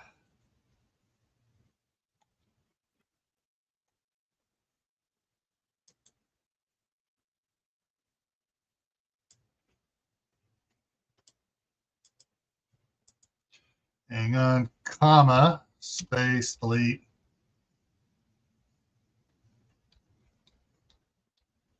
No, I want to have to finally stop the flow from Oregon. Sheriff Fielding told us we're on our own.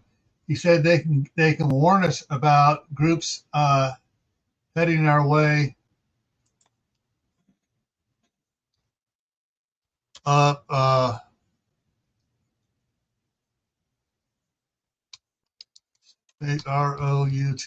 Route 90. He's talking, so I got to spell it out. NINE 95.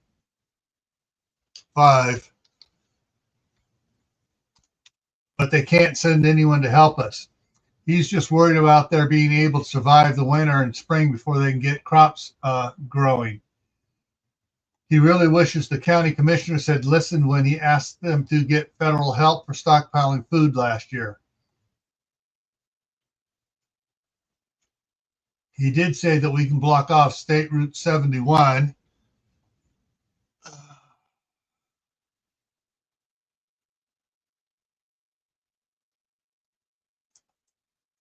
Hang on, I'm double checking my map here on the other screen.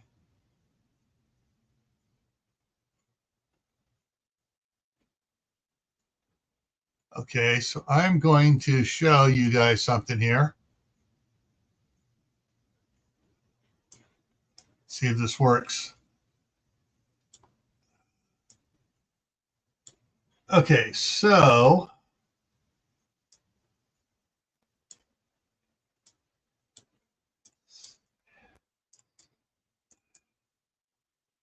all right, so just so you guys know what's going on here. So there's Weiser down here. There's the Snake River. 95 comes up this way. Business 95 comes up the other side and crosses over by where it says Annex there. That's the bridge they blocked off there. 71 they're talking about is this right up here, which comes out of Cambridge, and that goes up to the Brownlee Reservoir power station. It crosses the right there, and it crosses right up there. So here's the Brownlee Dam right here. It's blocked off here. And there's what it looks like, so you guys know. So there's the power station and the overflow and everything there. So basically they got permission to block the 71 up here beyond the crossing, so people can't cross over from drive over from Oregon. All right.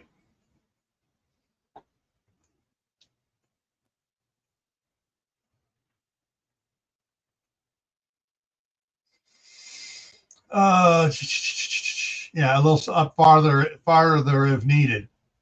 Walt spoke up that Trader General Westcroft and his group had to push a bunch of vehicles that stalled due to ash getting in their engines from the road to get through west of Richland and then again east of Pine. There were other vehicles along the way, but they had pulled off the road. General Westcroft's men blocked the highway behind them. That should slow or stop anyone for the winter unless they have something to move blockades with. Well, hopefully they don't. We made a deal with the hydro plant employees. We'll provide food and water if they keep the plant working. We hauled some earth moving equipment up there to block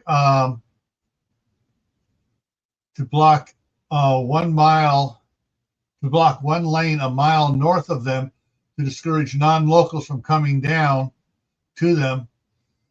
They said the people at Oxbow are doing the same thing. The goal is to keep both hydro plants operational. They had to cut power to Boise because of down transmission lines and, of course, to Portland since it's gone. They're only running one turbine at each plant. Suddenly, Walt's radio came to life. Walt, this is William. We're set up at the Midvale transfer station. We'll be sending video to Bernie and Walina as soon as the bogies come into sight.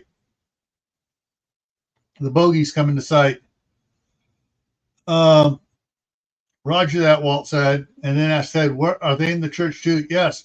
Gordon and Bernie have set up a drone command center upstairs in the upstairs room above the office. Lead the way, Walt smiled. Come on, guys and gals, Sarah said, waving to the marshals to follow. Kathy had Master Sergeant Russell bring the boots into the main room of the church, and Walt had the marshals do likewise. Then Walt, Sarah, Kathy, and General Hale, with Jane on his heels, went upstairs.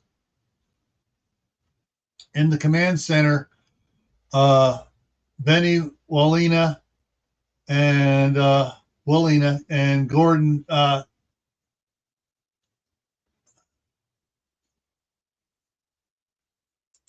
hang on. Where? could have sworn I fixed these before.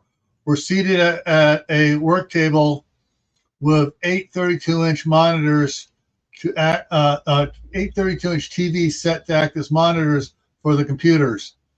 The TVs were in sets of two, one on top of the other. A keyboard and mouse in front of each pair of TVs. There were also 3 joystick controllers sitting on the table. Gordon was using one of them. The 2 TVs that Gordon was in front of displayed the video feeds from his drone. The bottom one was in split screen mode. One view was the forward camera, and the other one straight down. The top TV, the top one was the tilt pan zoom camera. We added 2 more cameras, one high-powered telephoto and one infrared. We can keep I can keep it out of sight of those we are watching, and way it out of range of the vast majority of rifles, Gordon said. We were working on building another one with self-sealing helium bags and 3 times the battery life, plus some solar panels, and 6 cameras, including starlight amplification for nighttime operations, Benny added. You need to make a couple more, Walt asked. I'll get you a list. How many were you thinking of? Benny asked, knowing that Walt had something special in mind. I'd like 1 for the north end of the county and 2 for the marshals to use when we go after Heaven's Devil's group in Canada, Walt said. Weapons? Better not. Murphy's Law and all. I understand. If Gordon and I aren't there, you might get hacked and won't be able to hack it back, Benny smiled. Sarah, can these be shown in the main room downstairs? Give me a second, Liliana said. There you go. They can see the live feeds as they come up. Sound too. Is that what you wanted? Sure is. Sarah said, turning to Walt, babe, I'm going to go talk to them and let them know what's up. Sarah turned and hurried down the stairs. Just then, one of the monitors flickered and came to life. In a couple seconds, they had a view of the highway from looked like from a mile away. The camera tilted down, and it became apparent the camera was up about 30 feet in the air. The camera focused on an individual who's looking up at it. They wore a Marine uniform with the major's insignia on it, on the collar. Their face could not be seen as they had a fully enclosed black helmet with a black visor on. Hang on. It looked like it came straight out of a science fiction movie. The speakers crackled, and then a modulated voice came through. Major Payne here. We're parked at the recess gate for the county road maintenance yard next to the Midvale transfer station,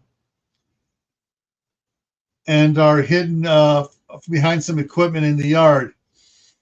We have the telescoping camera up to be able to see the highway. Oh, Benny, this is definitely a three-person crew unit. The GAU needs CCTV scopes on them, and with 2 4x6 monitors built into the command module, and or add HUD helmet accessibility for the crew. Also, a longer cable for the command module to reach the back gunner seat with the operator reclined. Here they come, Major. Here they come, Major. Lock onto, the Major Payne said, and stepped out of view of the camera as it started moving up to focus on the highway. As the heavens devils pulled into clear view, Major Payne began calling out what he saw. Lead element, 20 motorcycles, then a Pandora 1 with repeat 50 caliber M2 50 caliber Browning, not a striker, negative on the striker. Next, 10 motorcycles followed by 4 pickups, 3 in each cab, 6 in the back. Next is 20 motorcycles followed by 2 pickups, same loadout, 3 in cab, 6 in back. Next one, 20. Next, 126 foot.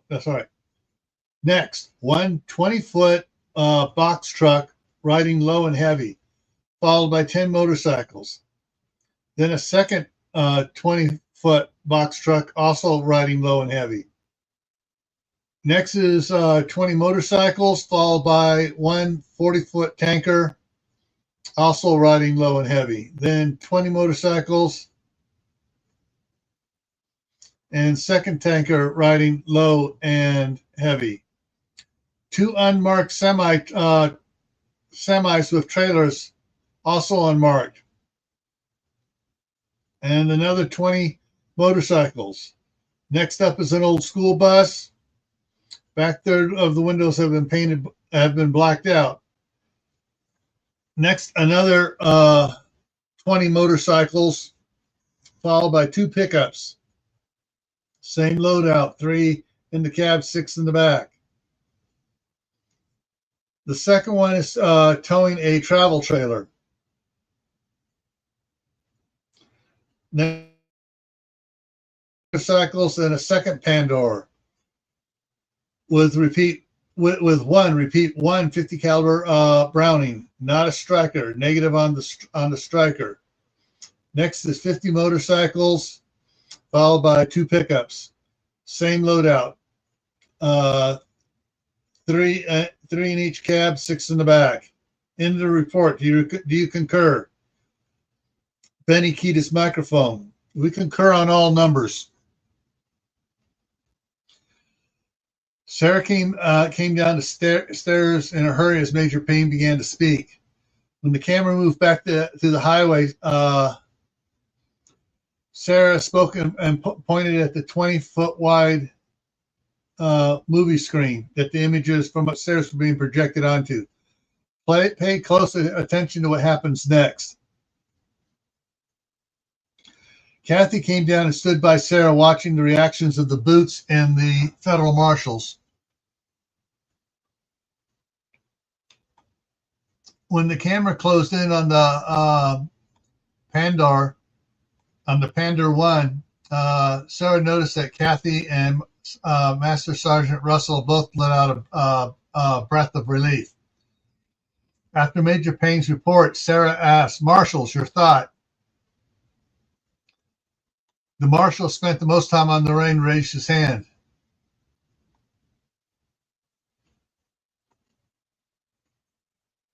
Hang on. Boo-boo this. Ah, crap. Might be easier just do it this way. Delete. Enter.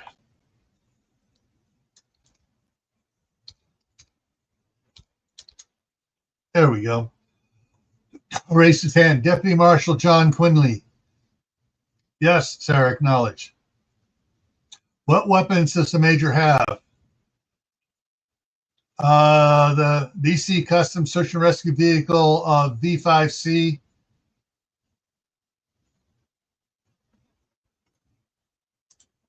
Hang on. Has 2 GAU 19s and a M250 door gun, probably some other weapons. Then they can shred the Pandora and everything else with no problems as long as they fire first. The Deputy Marshal John Quinley said. even if they start firing at a mile away. Then the Major Payne's voice came over the speakers again, and everybody looked up at the movie screen. Hold on. The last part of the group is slowing down, Major Payne said. A few seconds later added, now the 10 motorcycles and the second Panda 1 are turning onto Shoe Peg Road. Lowering the telescoping mast, Williams' voice came. The last 50 motorcycles and 2 pickups are also turning, have also turned. They're all headed straight towards us. Why would Boot Hancock spoke up? Why would they break off from the main group? Do you remember where the Major turned off the highway after passing you? Yes. They're probably planning on using the same route to attack Cambridge from behind, Kathy answered. Can the GAU-19 take on a Panda head-on? With a wicked smile, Kathy replied. Even with regular ammunition, they'd punch holes in it. With APHE rounds, Kathy let the thought hang for everyone to figure out. One female marshal raised her hand. Isabel Wood, former Federal Protective Service, now with the new federal marshals. What is APHE? Armor piercing high explosive. Oh. Splinter unit is less than a quarter mile away, Major said. We'll engage in 10 seconds. Copy that, Benny said. Good hunting. Is that a good idea, General Hale asked. They don't have any backup. The V5C is plenty capable for that group, and Major Payne has the element of surprise. V5C, that's our designation for this version of the BC's custom search and rescue vehicle. So you did make it. Well, more like we majorly tweaked it. We are working on major refit designs. Whoa, Gordon said, staring at the monitor. As its image began to move quickly, a second image came up from the camera at the back of the crew compartment as it showed 3 persons in the V5C. The motorcycles were about 150 yards away when Williams stomped on the accelerator and sped out onto Shoe Peg Road. As soon as Major Payne could see the lead motorcycles, the Major opened up with the M250 door-mounted gun. The first 6 bikers were knocked from the motorcycles by the impacts of the slugs. By the time William guided the V5C onto the road. Once the V5C was centered on the road, the GAU-19s began firing. The remaining bikers, the remaining front bikers vaporized in a pink mist, and holes began appearing in the front of the Pandor at 30 per second. After a second, the Pandor suddenly erupted in an expanding ball of fire. The view from the V5C shook and swerved from the shockwave.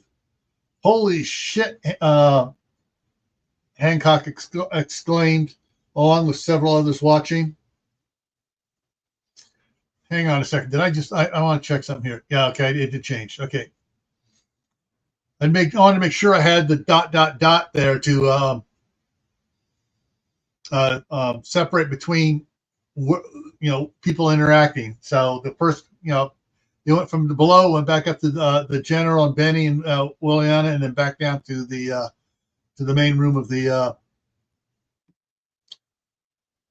old church.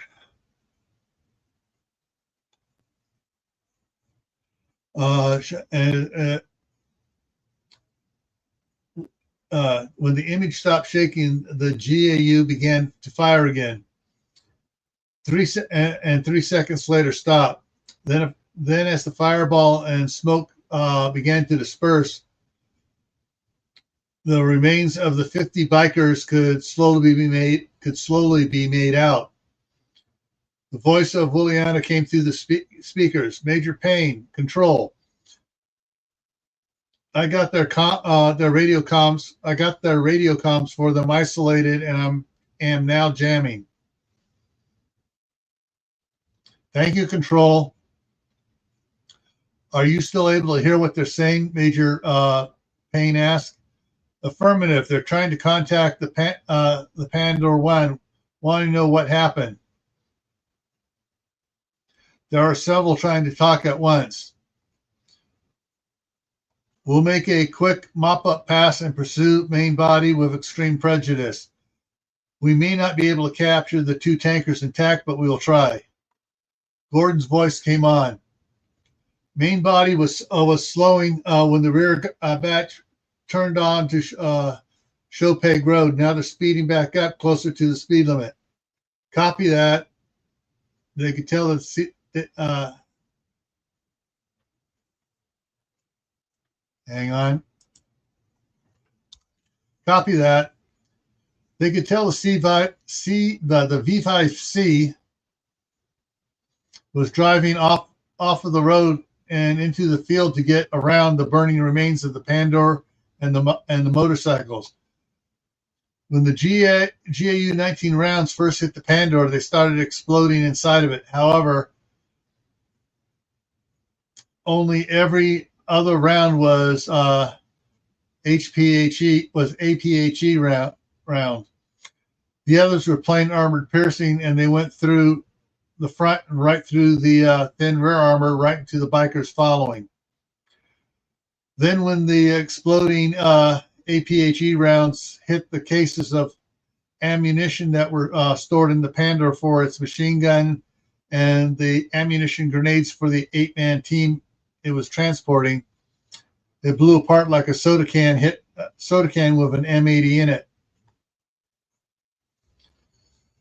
And when the GAU gave its 3-second burst,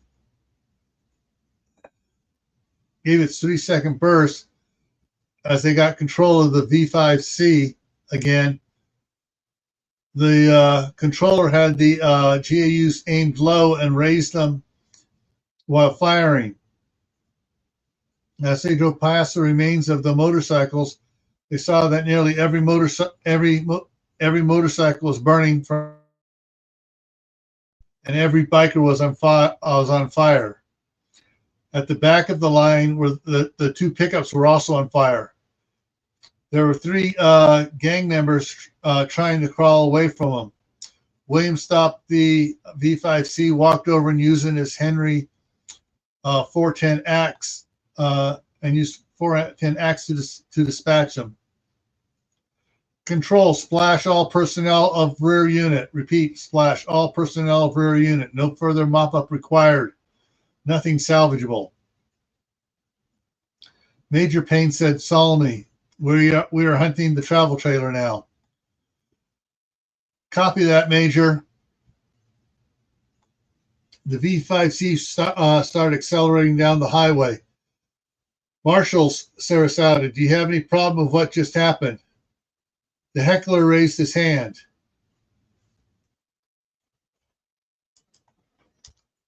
Yes, Sarah said. Sheldon Olson. They didn't even give him a chance to surrender.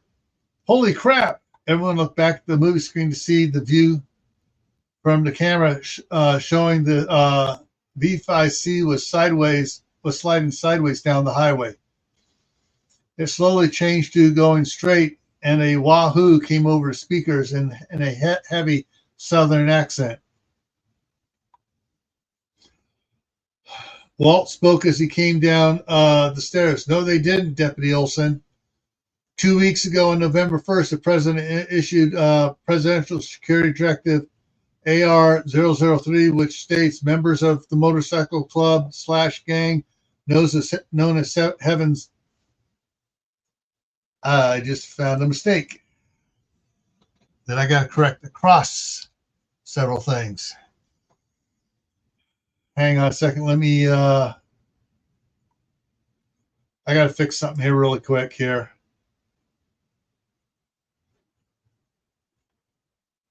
There we go. Control F. Two of them. Okay. Known as, let's go up to the preceding one. And yeah, I forgot to change that one there. Known as, and let's go back down to where we were and take that off. Known as Heaven's Devils are no longer citizens of the United States of America, excuse me, and have no rights to due process. Furthermore, they are to be considered enemy combatants and treated as such. In addition, Geneva Convention does not apply to them. They are to be killed on sight unless there is a need and likelihood that information can be extracted from them. Afterwards, they are to be executed. The United States military are to aid all local, state, and federal law enforcement agencies in exterminating Heaven's Devils from American soil. This directive has been approved by Congress and upheld by the Supreme Court. Hang on a minute here.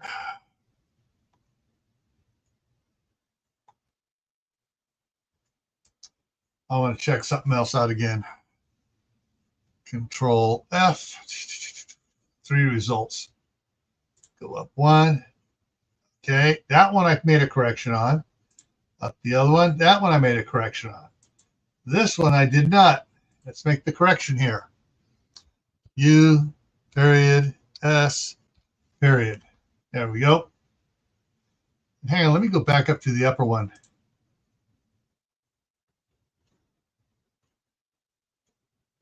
Why didn't this one show up? Huh. Only showed 2 when I did the other one. Okay, anyways, there we go. Back down here. And get rid of that. That is a very nice function. The find function is very nice in Word. Much better than Excel. Does that answer your concerns, Deputy Olson? I guess so. If any of you feel you can't fulfill this presidential mandate as federal marshals, you can request transfer to another federal agency. But let it be clear, they too are under the same orders if they come across Heaven's Devils, whereas we will be hunting them down along with all the other criminal groups and individuals. Rapists, murderers, slavers, pedophiles, and food and medication thieves are #1 targets. Have any of you killed before? 8 of them raised their hands. Interesting, Walt said, 50-50. Look, Marine Crew Nancy Pearl exclaimed, they've caught up with the enemy.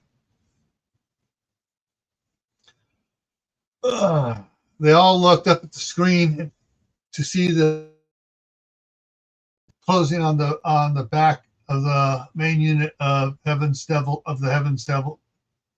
the main unit of Heaven's Devils gang. Aren't they going too fast? One of the marshals asked.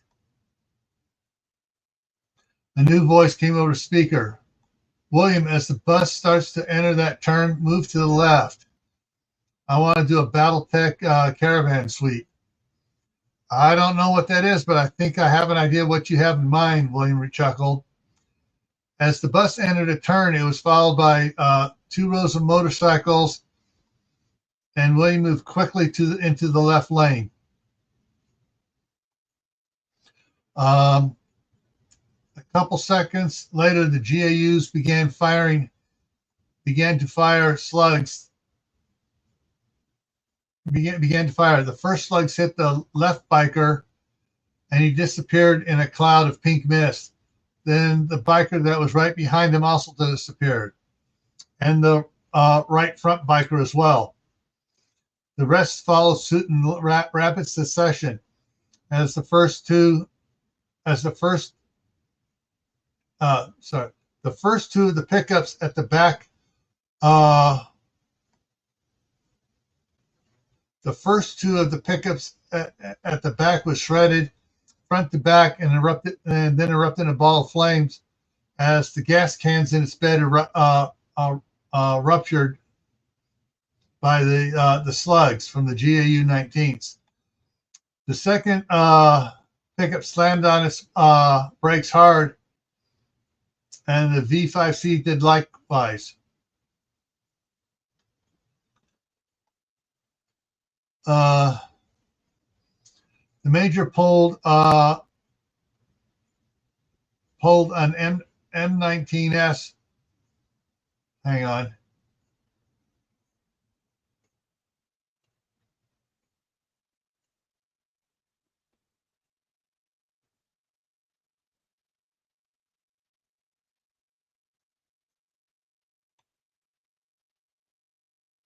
Pulled an M19. I don't think it's supposed to have an S on there. Hang on, I gotta check that another fact sheet here. Against the wind, All right, let's go check out some stuff here. All right, so that there are the federal marshals that are with them right now, the new ones. Let's go up here to the top here a little bit. All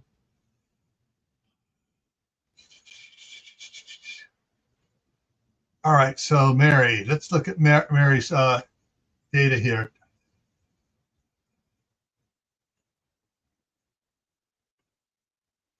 Yeah, okay, it's just one, not an S. The S is when she's drawn both of them.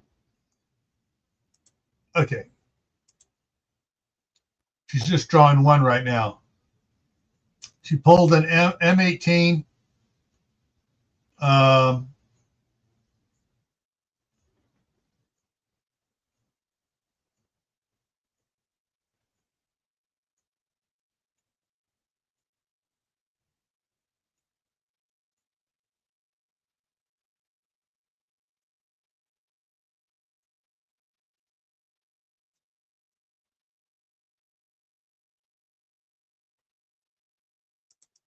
There's something else there. I got to change that. Old.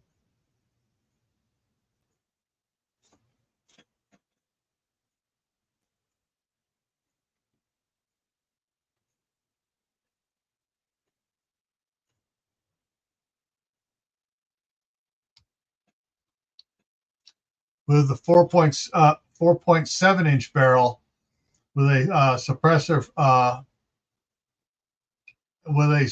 from its modified shoulder holster. Before the gang members could react, Major Payne dispatched them with a single headshot. The pickup came to a stop just as the front tires rode up on a downed motorcycle. Major Payne also dispatched the three in the cab with single headshots each. Damn, that's what Corporal Hawks meant by using by only using the shots you need. Wendy Brothel, aka Horror House, said with new enlightenment. The northbound lane was filled with debris and no signs of life as the V5 sped up and passed by the southbound lane. In a couple seconds, the V5C was on the rear bumper of the bus and centered in its blind spot. William, the modulated voice of Major Payne, came.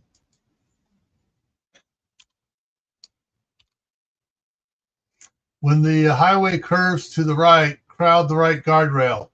I want to snipe the rear tires of the box trailer and maybe the first biker or two. Got it. Ooh. A minute later, Major Payne said, "Now, William." The V5C moved on to the shoulder, and Major Payne brought up an unusual-looking silent snapper rifle. Leaned out the window with the rifle to her shoulder, and 2 seconds later, the left side the left side of the tires on the left side of the trailer started flying apart, then the ones on the right side. Pieces of rubber hit several of the motorcycles and knocked two of them to the pavement. Move back and brake, Major Payne said quickly. Said Q-U-I-C-K. Said quickly. William hit the brakes and pulled back on into the bus's blind spot and hit into the bus's blind spot when its brake lights came on and started accelerating fast. William had to brake harder to keep from hitting the back bumper. Major Payne put the Zeus back in its rack and secured it. Did he even fire? I didn't hear a thing, one of the marshals said. Even silence, their microphone should have picked up something. We'll talk about it later, Sarah said. When the bus stopped, Major Payne spoke. Okay, past the bus and motorcycles.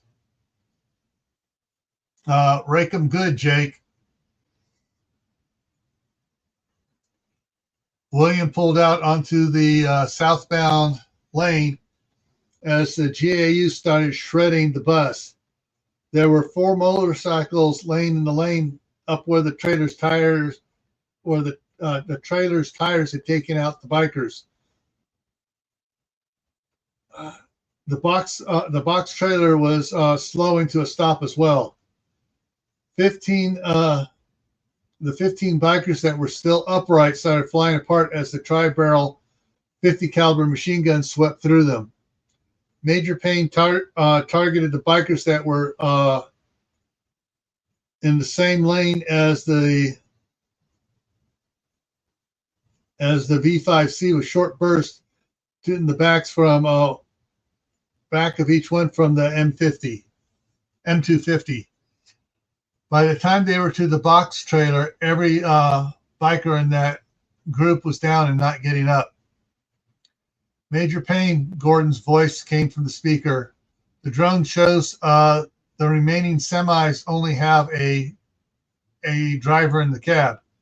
Thank you, Major. Let's take the semi drivers out, Major Payne chuckled.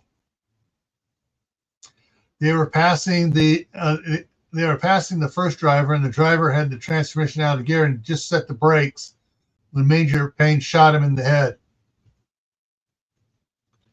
The GAU coughed, and the tires on the other box trailer disappeared. It started to fishtail for a bit, then straightened out as it slowed down quickly. The C5V was coming up on a semi. As the V5C was coming up on the semi, an arm with a cowboy hat came out of the window and started waving to slow down. The semi and trailer slowed even faster.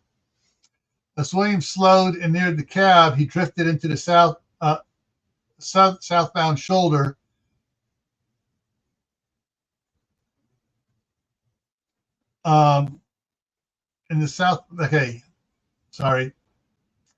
As William slowed and neared the cab, he drifted into the southbound shoulder, and he drifted southbound shoulder. He cut the wheel hard to the right and tapped hard on the accelerator, sending the V to the left, coming to a stop with the GAUs pointed at the cab. Boy, am I glad to see you. Them blasted heavens devils hijacked me a couple days ago, the driver said. Can you prove that? My driver's license and bill of lading have my name on them, and the rental agreement for the truck also has my name on it. He started to move, but quickly stopped. Do you want me to get them? Slowly, Major Payne said, and added, and the keys.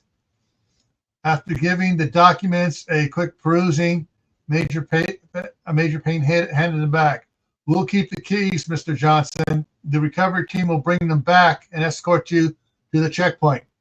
Thank you, he smiled. The first tanker you see has has the hijack driver in it. What about the other one? Kill him, Mr. Johnson growled. He killed the driver, so they're making him drive it. Making him drive it. Major Payne nodded and climbed back. Major Payne, I think. Hang on here. What about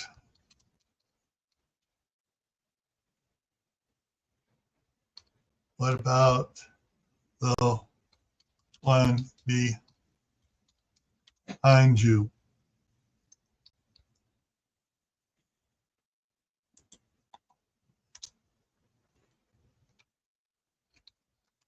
That was a okay, hang on. Home at end. That was a biker too. Major Payne nodded and climbed back in the B5C and Williams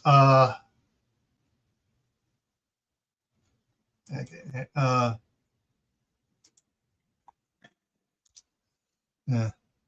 Hang on. Gotta get some more information here. And the TWEN 20-foot box trucks.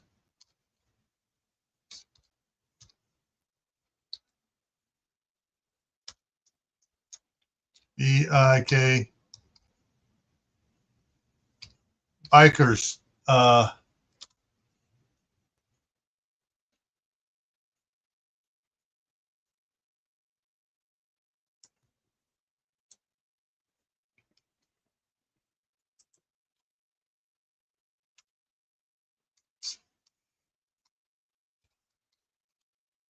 Mr. Johnson snarled.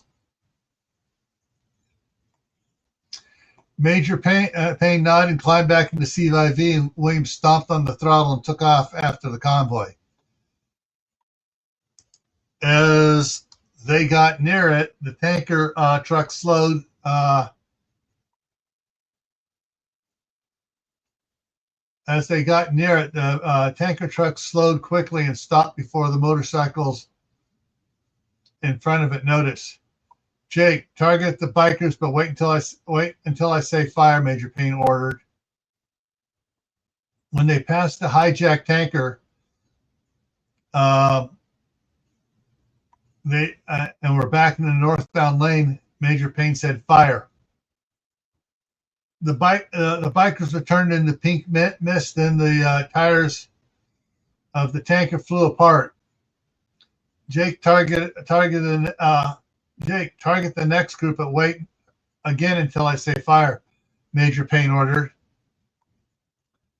When they got even with the back wheels of the truck pulling the tanker, Major Payne said, fire, and she put 2 shots into the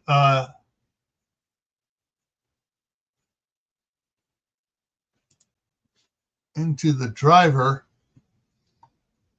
who was very scuzzy looking. Who was a very scuzzy looking biker. As luck would have it, the driver was downshifting to stop when he was shot. The truck was not in gear, and the shot up tires of the tanker dragged the tractor to a halt. The GAU-19s finished the rake of the bikers by destroying the tires of the 20-foot box truck. Okay, I'm hearing something outside here, guys. I need to check out, see what's going on. I'll be right back in a minute.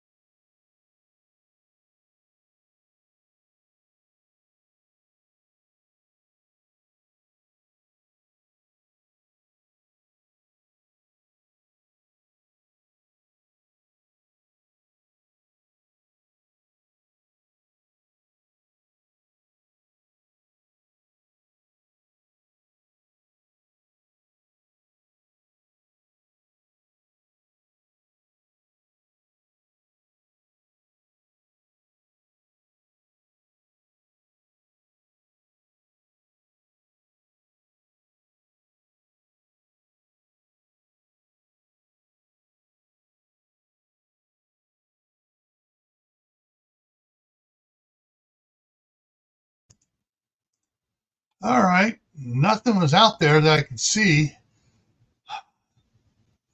Sometimes the way the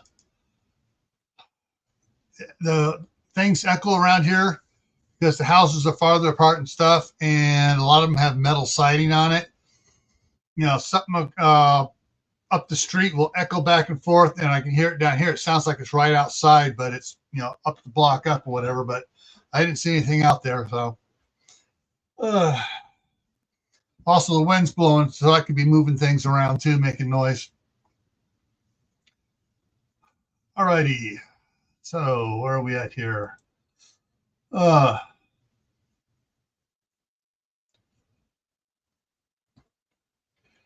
right.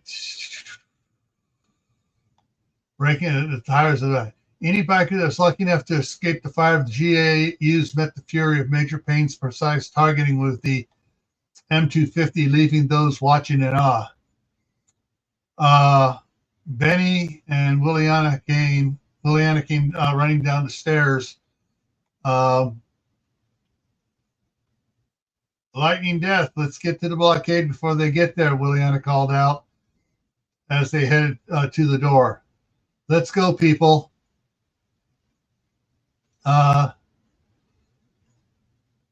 Let's go, people, Sarah responded and followed them.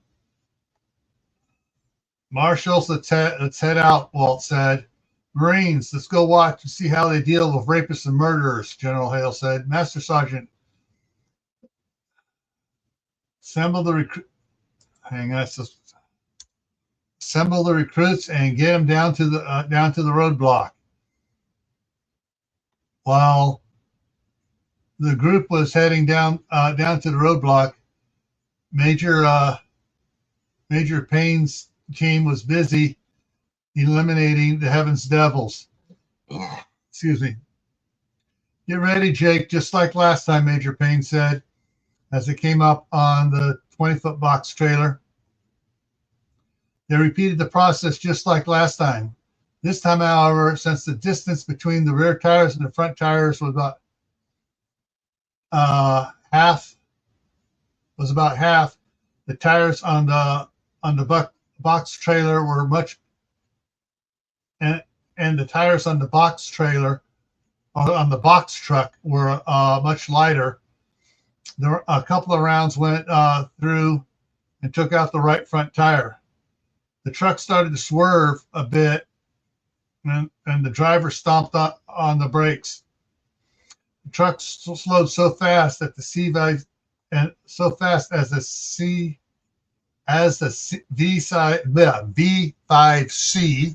I can read it, I just can't pronounce it. It was accelerating that William couldn't slide in behind it, so he kept going. And Major Payne almost missed the shot to clear the cab. Cab of the first 20-foot box truck. Almost. There were only 10 motorcycles between the two 20-foot box trucks. A quick burst from the GAUs took care of most of them, and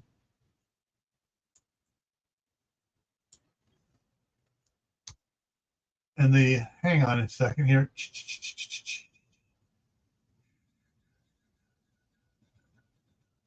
That's why that didn't get corrected before. There we go. And the M20 and M250 got the rest. Just tucking it nice and close to the box truck until we get to the roadblock, Major Payne said with a wicked smile behind the helmet's face mask. Sarah and Kathy were going to take up the usual position behind the stack of hay bales. However, someone had taken a piece of 1-inch thick steel plate, cut it into 2 plates 6 foot square. Then they welded one plate at a 90 degree to the other in the middle, so it was laying on the pavement, and the other sticking straight up like an upside down T. Bales of hay were stacked so that neither plate could be seen from anybody driving up to them. This upside down T was positioned so that it was mainly in the northbound lane and about a foot over, hang on, into the southbound lane. The backside where Kathy and where Sarah and Kathy were standing had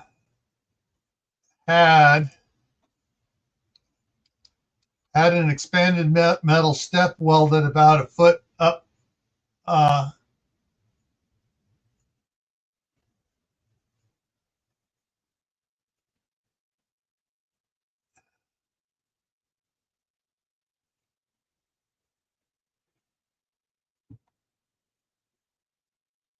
Had about a foot. Had a weld. Okay, I got it now.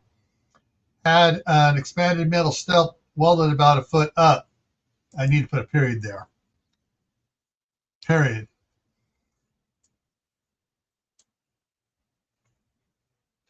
And the plate had non-slip safety tape covering all of it.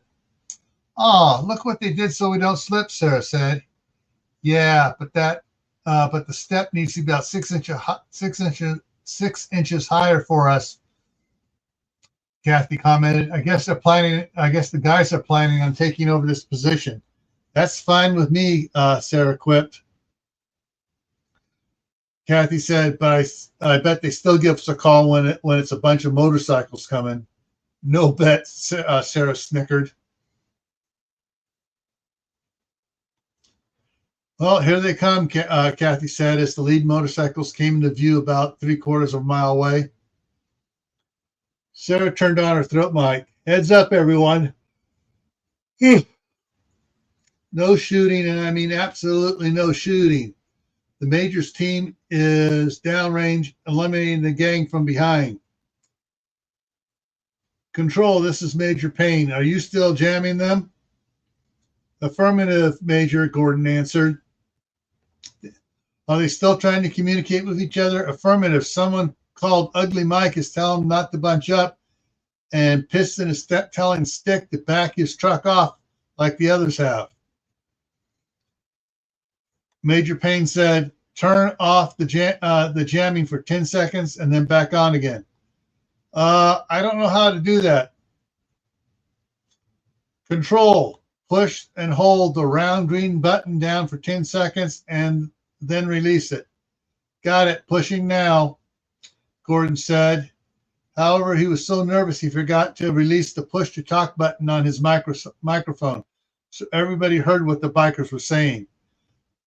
Damn it, Stick, I said to back off like the others have.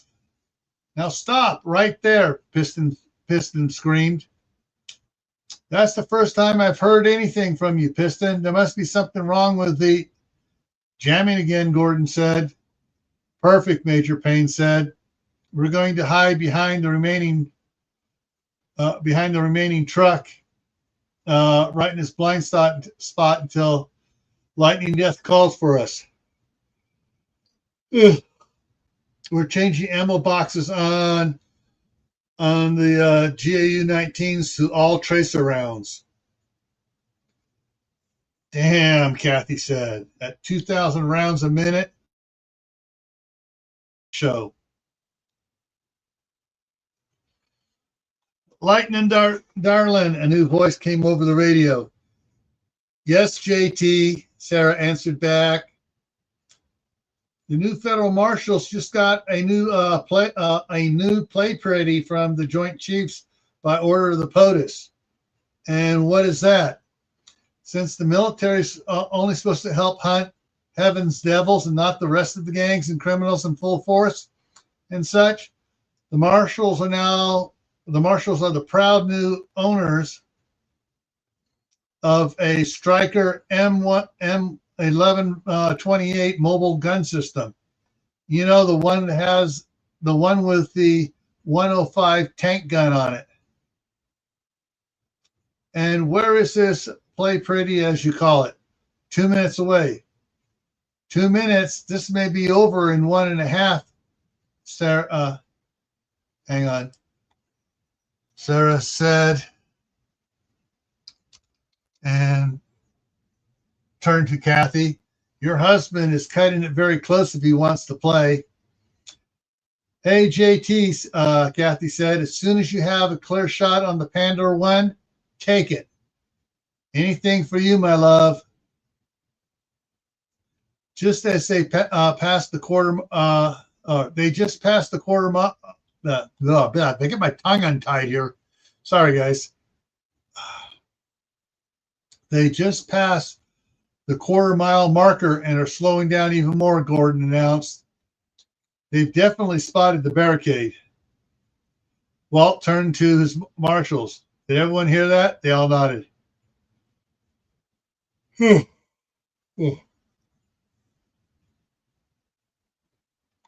all nodded. Good. Take up positions where you can observe and not get shot.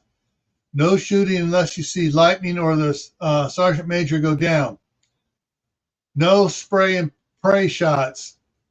Walt turned. I gotta go get something from my ride. Walt took off at a fast jog towards his Conquest Night 15.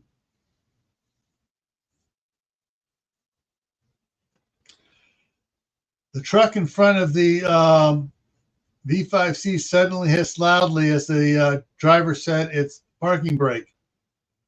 Good, he's not planning on going anywhere for a while, William said. Okay, we have the new cans mounted and the ammo belt attached.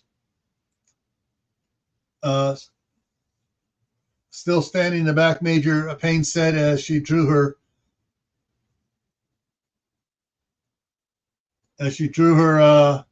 M18 in 10 millimeter with a 4.7 inch barrel and suppressor.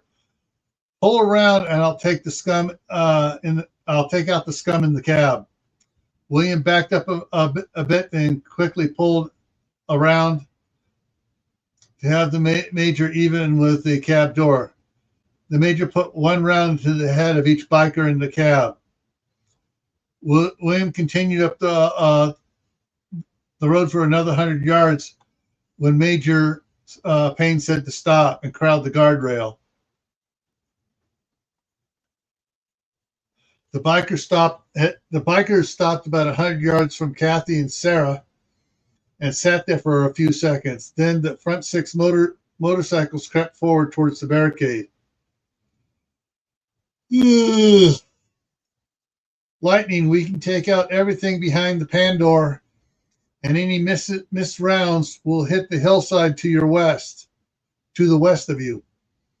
Hold that thought until we say otherwise, Sarah said. When the motorcycles were about 20 feet from the bales of straw, Sarah stood up and her head and let me see, that's a 6-foot piece of steel. Sarah is, hang on, let me check the fact sheet again because I think I may have messed up here. Up to the top here. Sarah, come on. Don't tell me I failed to give her got her date of birth, got that. I don't have her height in here.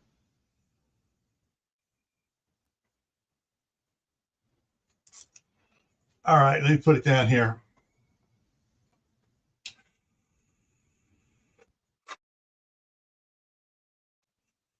All right, guys, hang on. I have got to find check something. So I got to bring up book one here for a second.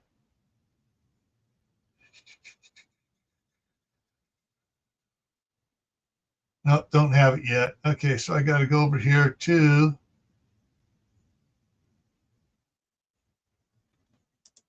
that's on that one, and the other one here, archives over there.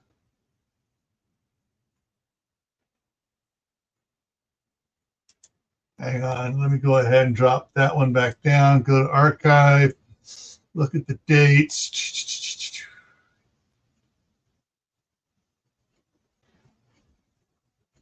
I'll pull this one here up. And it's thinking. There we go. All right. So introduction, search, SARAH, number 1. Let me back up here because this is where Sarah was first introduced. For those of you that weren't here for the reading of book 1.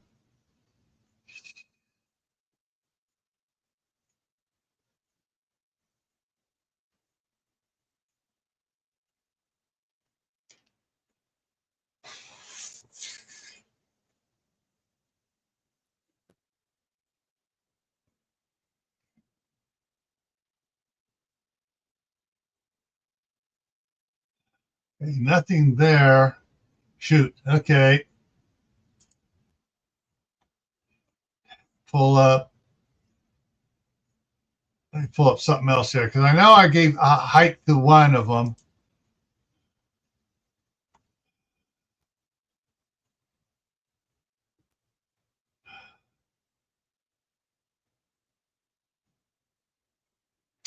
Okay. So Kimberly Jackson is 5'9.5". She's the tall one. Drop this one down. So that means that Sarah was supposed to be 5'7", and I didn't put it in there. Let me fix that real quick here. Make sure.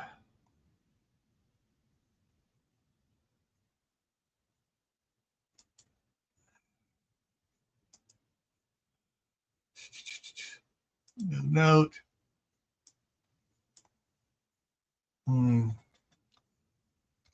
5'7"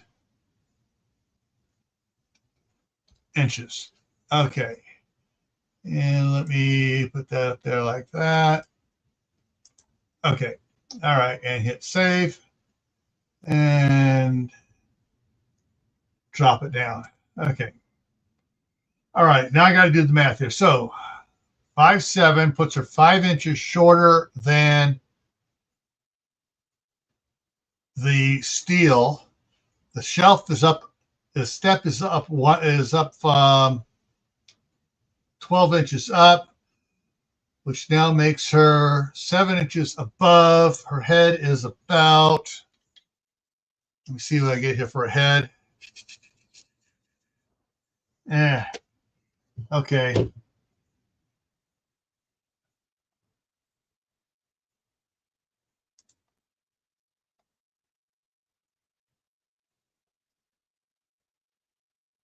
Here's what I got to make it here.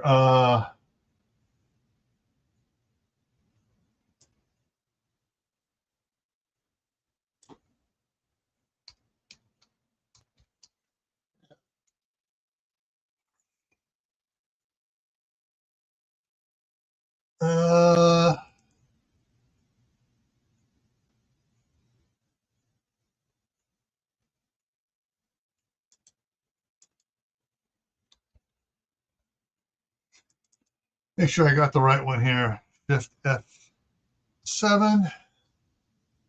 Yeah, got the right spelling. Her head barely became visible to the bikers. This road is closed to all non-local or non-military or non-law enforcement traffic. The bikers looked back and forth at each other in shock. No one had ever told them they couldn't go anywhere since the night the asteroid passed. You must not know who we are, the first biker of the inside row.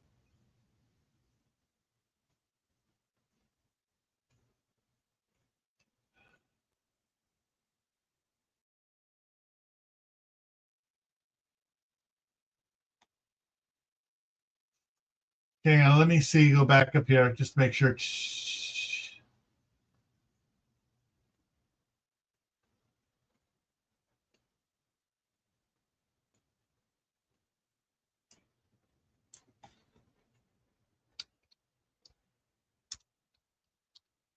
Shouted back. You are the waste of flesh known as Heaven's Devils, and you are outgunned 25-1. And everyone in your group behind those 4 pickups are already dead, including the group that split off with the other Pandar 1. The bus, the crews of the 2 tankers, the 2 box trucks, and all their escorts. Put your hands up, and you just might survive the day. Well, we have a tank that says the bikers started to threaten. Hang on. Let me do this right.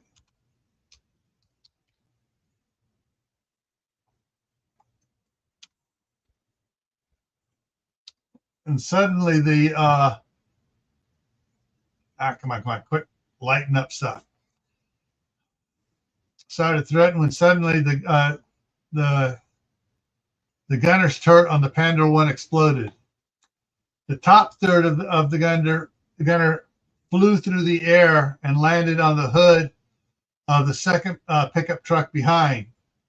The ammo can attached to the M2 50 caliber machine gun erupted as rounds detonated, and the M2 went somersaulting up onto the hillside. The head of the driver was ripped from its body and went bouncing between the 2 rows of motorcycles towards the blockade. It stopped halfway between the lead 6 bikers and the bale of straw that Sarah and Kathy were behind. Major Payne, take him out, Walt's voice came over the radio. The biker started to pull a gun when he noticed that Sarah was gesturing with a pointed finger from the look behind him. He slowly turned his head to look back down the highway and jerked when he saw the tracers from both GAUs slamming into the columns of Heaven Devils behind him. His head snapped back forward to tell Sarah to stop when the Pandar exploded. The top portion flew twirling into the air. The sides blew out in all 4 directions, and the bottom flattened against the pavement. The one side slammed into the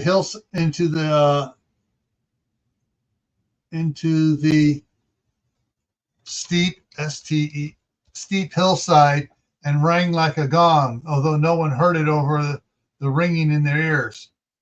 The opposite side launched out over the Weiser River and landed near the little gun emplacements that had been built there. The back shot straight back through the 10 bikers and into the front of the first pickup. Not that there were any alive to feel it.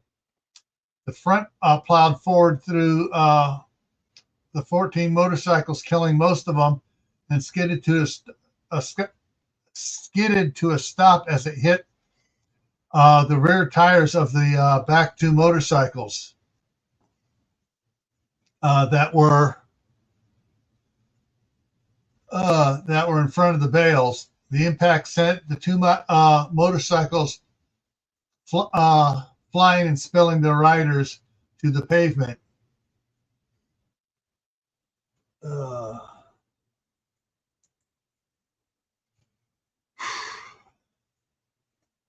Let's see.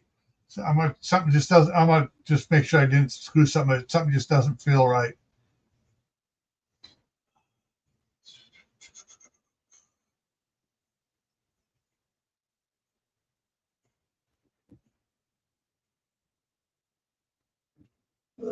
Okay,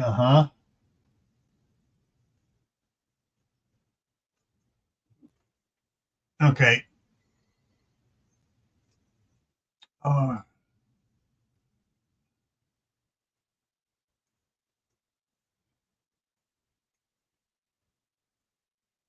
Okay, so when the bike, that's what's throwing me up. When the biker looked back to see what Sarah was pointing at, JT said to everyone, everyone duck over the radio, and Kathy dropped to the pavement, pulling Sarah with her. When the heat shell exploded inside the Pandar, Sarah jumped and shit, that's loud, Sarah said when she got her breathing back under control. Walt's voice called out, "Marshals, take these piles of shit into custody." Sarah and Kathy stood up quickly and saw some of the bikers staggering to get to their feet. Sarah quickly stepped around the steel and bales of straw. "Put your hands up," she shouted using the voice modulator. "Stay back or I'll shoot," starting with the cowboy in black. He pointed his Glock 17 at Sarah. There was a moment of silence, and everyone who had seen Sarah shoot broke out laughing. The biker looked around in shock that everyone was laughing at him. "Let me explain a few things to you first." She held up her hand with an index finger extended upward. "Everyone put your rifles up and holster your pistols. This sack of shit is mine." As soon as she said mine, the biker's gun flew from his hand, wrenching his trigger finger as it went. No one saw her draw, fire, and reholster her pistol. She looked over at the other bikers. "I said hands up." Some of them hesitated. Suddenly, Sarah's pistol was back in her hand, aimed at them. Their hands shot skyward. Then her pistol was gone from sight faster than a blink of an eye. "Now, you little sack of shit, your first mistake was becoming a heaven's devil." Sarah slipped off her duster and set it on the bales of straw. "Your second was coming to Idaho." She took off the shaded sunglasses and set them on the duster. "Your third mistake was talking back to me." She pulled off the bandana and tossed it on the glasses. "Your fatal mistake was pulling a gun on me." Sarah spun around and green flames ignited at her neck, gloves, and boots. "Your soul is mine," she growled loudly with the voice modulator and clattered the masked teeth open and closed. "I smell sin on you." And she stalked over to the biker, reaching out to grab him as the flames flared brightly. "Look into my eyes that I may see all of your sins and properly punish you." The biker fainted. "What the hell is this?" Sarah screamed and pointed down to the passed out biker. She snapped her head around to another biker that the marshals had just finished handcuffing. "I need to consume a wicked soul." "What?" His eyes widened. "I'm in custody. You can't have me." "Oh, you can't let it have me. That's our boss's second in command. And I say, if death wants you, she can have you," Walt said as he said with a Cheshire cat grin as he rested a very customized M109B on his hip. The biker peed and crapped himself when Sarah took a step towards him. "That's just nasty,"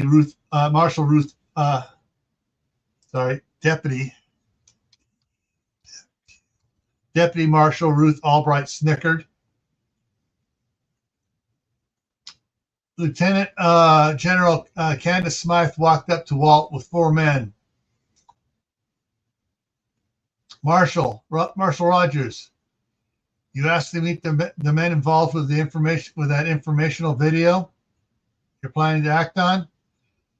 I present Riley Porter, Philbin Jones, Vinny De Rio, and Marcus Vandenberg. Riley and Philbin were listed as the resources on WebEOC. And I observed several of their sessions in the box. "Yes, I recall the names. Gentlemen, I wish we could have met under better circumstances, but I'm grateful for what you found out about the Heaven's Devils and we're planning. I'm grateful for what you found out about what the Heaven's Devils were planning to do." Walt held out his hand and shook, and each of them shook it. Then Walt took a deep breath. "I spoke with the president, and he said, and he has agreed that all members of your team are authorized to do whatever you deem necessary to gather any and all information to protect the citizens of the United States of America from whatever," he gestured towards the remains of the Heavens Devils, "evil group or individual planning or any individuals trying to do to harm them." He got Congress to pass a bill and the Supreme Court to rule on it for you to extract information from any prisoner turned over to you by federal marshals, Idaho Rangers, or U.S. military. They kind of looked nervously at each other. "Okay," Riley Porter said. "Well, could you do me a favor and observe what's going to happen here and let me know what you think?" "We can do that," Riley Porter answered. "Chief Marshal Rogers," General Hale said as he walked up, "would it be okay to have the Marine recruits come closer to observe?" "I don't have a problem with them observing." Just then, the V-5C drove up and William climbed out. "Everything down the road is dead except for 2 hijacked truck drivers. Major Payne is checking for survivors in the batch behind the Pander and eliminating any that need medical equipment more than a couple stitches." "Good," growled Sarah, and looked at the other 4 that the marshals had handcuffed, and the flames turning from green to orange. As if to accent William's story, Major Payne walked past the remains of the Pander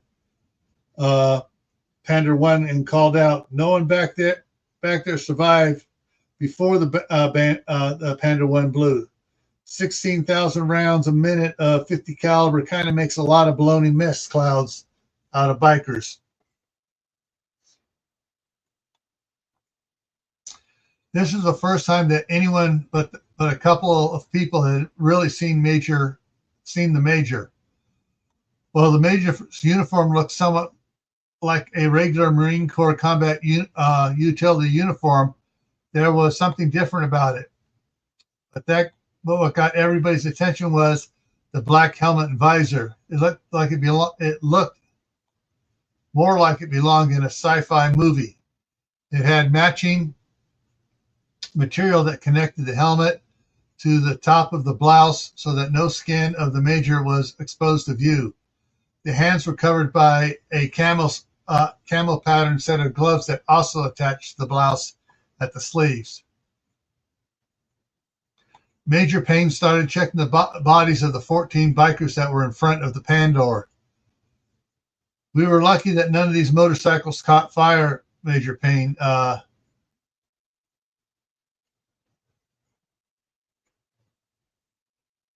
Major Payne stopped to look at Sarah. "By the way, what hit the Pandor 1? I saw it take 2 hits." "Well," Walt said, "the first I hit it, the gunner's turret, with a 20 millimeter AP grenade. Then I hit it with a 105 heat round." JT added as he stepped up on the blockade. "That looked friggin' spectacular the way it went in 6 different directions all at once," Major Payne said. "Too bad those inside didn't feel anything." And they went back to checking for signs of life.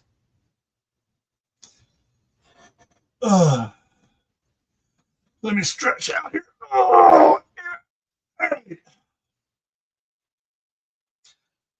"What's going on here? You people are sick," one of the handcuffed bikers yelled. "You're cops. You're supposed to be protecting our rights. You're supposed to protect our rights. All members of Heaven Devils have been stripped of their citizens and rights.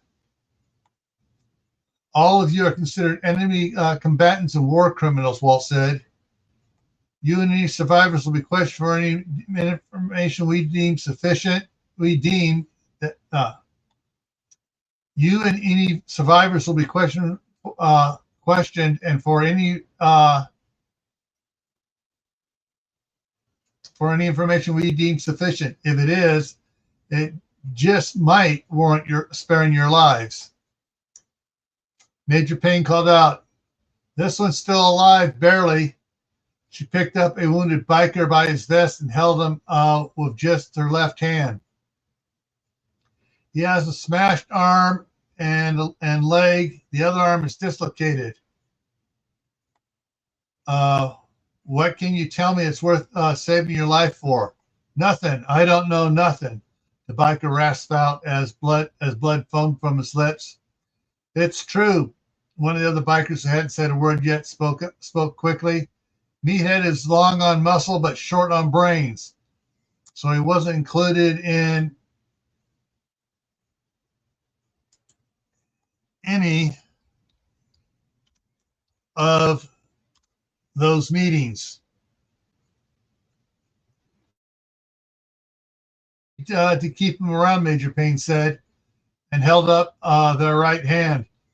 A blue flame engulfed the hand, and when they pointed it at the smashed arm, a jet stream of flame shot out and caught the arm on fire. Meathead began to scream and wiggle, scream and tried to wiggle free. The flame increased. All right, I'll talk. Put it out. Put it out. I know plenty. Just put it out, Meathead cried.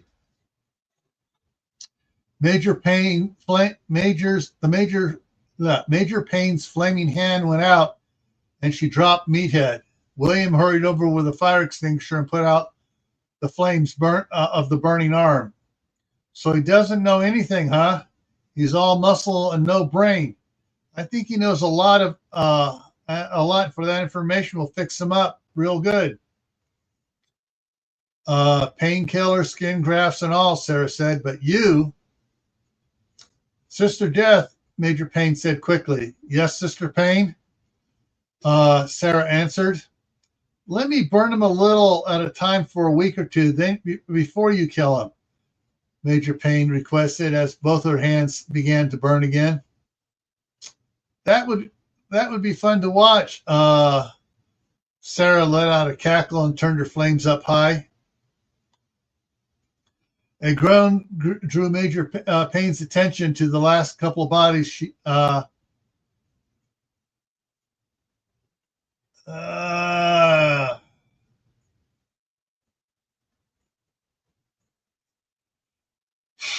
Shoot, I think I put too many things in here, giveaways in here. That she hadn't checked. Well, yes, because Sarah just said Sister Payne, so yeah, I can say it now. That she hadn't checked.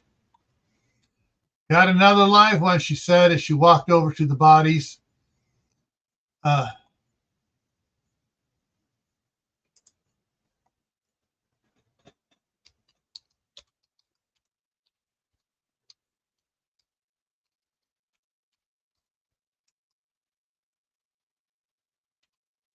She said with her modulated voice as she walked over to the bodies.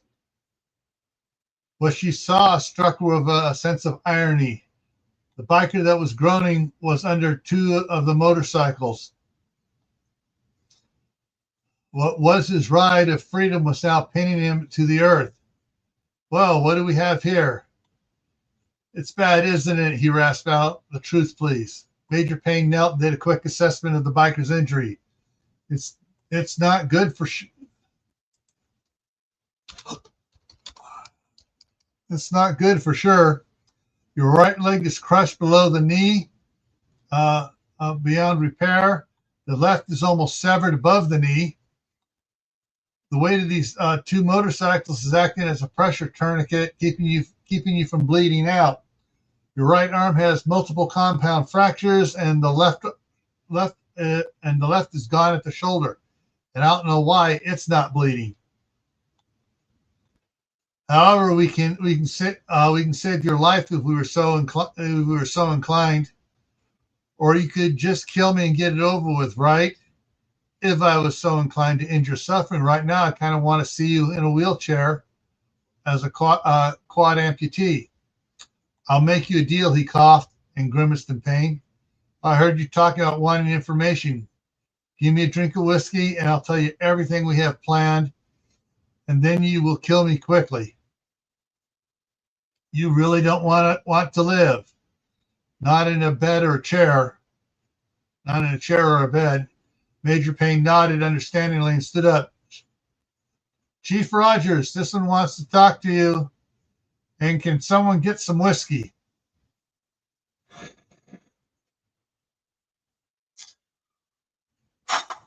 All right. Walt, Candace, and the four interrogators came over. Major Payne explained the deal request, and they agreed to it. The biker identified himself as Julius Manwaring, known in the gang as Caesar. For the next hour, they gave him sips of whiskey as he laid out in more detail what the Heavens Devils' plans were, who was in charge of what area, timetables, backup plans. He also gave him all he knew about the six they had in custody. Then he asked to speak with Major Payne again. Yes, Major Payne said as she knelt next to him. Thank you for the whiskey. Please make it quick. Major Payne stood up.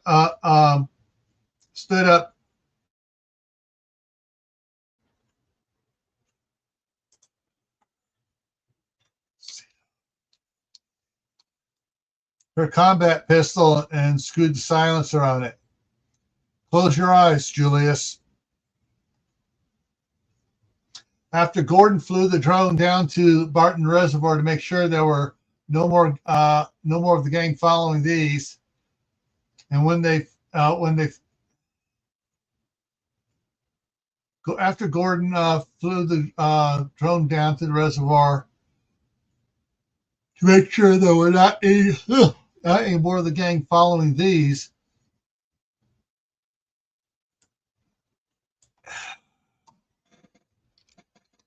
and when they were certain it was safe, teams went out to remove the bodies and salvage the tankers and trucks and motorcycles.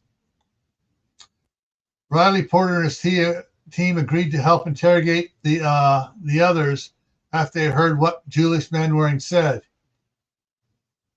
He gave out a lot of the leadership names from the different chapters of Heaven's Devils and what remained of this chapter, including Butcher, the one that said that Meathead didn't know anything, was the leader of this chapter. Ugly Mike, the one that fainted, was Butcher's right-hand man. Piston was the one who pissed and crapped himself. He ran the women. Bowie was the one complaining that cops were supposed to protect their rights. He ran drugs and booze. Tank was the biggest of the bunch, but also the quietest. He was the gun runner and Butch's bodyguard. Reamer was jittery and twitching all the time. Turns out he was a meth head who would do whatever Butcher wanted.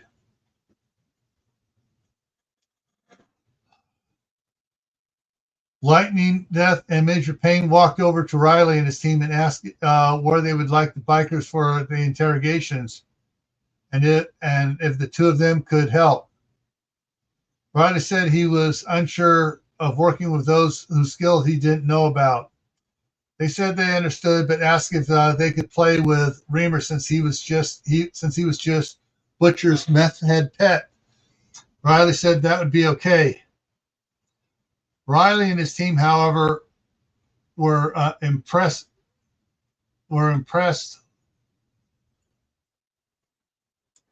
with how fast Lightning Death and Major Payne got the other bikers wanting to talk to his team.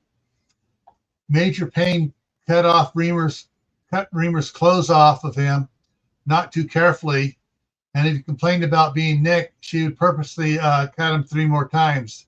And if he cussed, she would cut him 6 more times, and then put salt on the cuts. Then she tied him up between 2 trees. An interesting fact about Major Payne's flame system. A flame system. What? Hang on. Was that it had no heat for flames around the head, around the head, hands, and feet, just like Sarah's did. But it had the addition of a gas torch built into the wrist angled away from the palms. so she could hold things and not damage the flame ports. Being sneaky and devious, Major Payne had added a small tank of scent-free high-grade kerosene, a thickening agent, and a high sulfur oil. That is what she used when she what is what she used to light up meathead with. It smelled like one would think brimstone should smell like. So when she waved a flaming hand in Reamer's face and he began to shake and squirm to get free. Then she gave his manhood a squirt before igniting it with the map gas. Because of the thickening agent, the liquid did not run off quickly, so the effect was quite unique and had the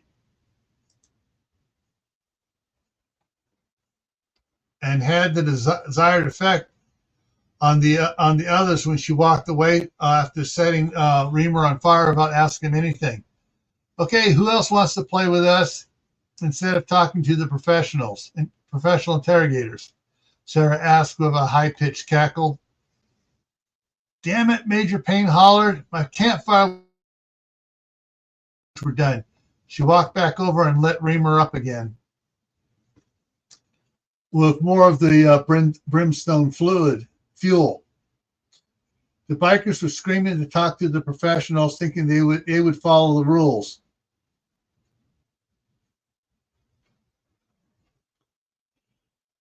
As soon as Riley's team had taken 3.5 hours. I'm going to cut it off here because we've gone a bit over. And that gives me a point to come back to.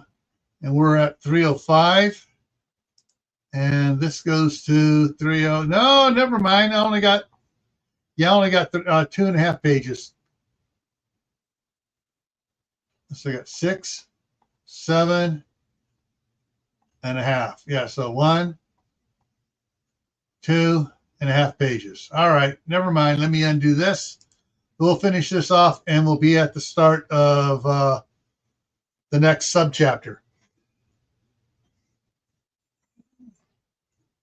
As soon as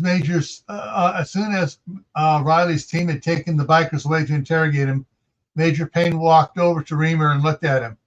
No more, please, Reamer groaned. Why? You raped and abused men, women, boys, and girls. Heck, you probably did cats and dogs too. Major Payne folded her arms. Why shouldn't I light you up again, or at the very least, let you hang here and suffer for the next couple weeks? Ugly Mike said he was going to fake fainting, and Piston was going to as was Piston.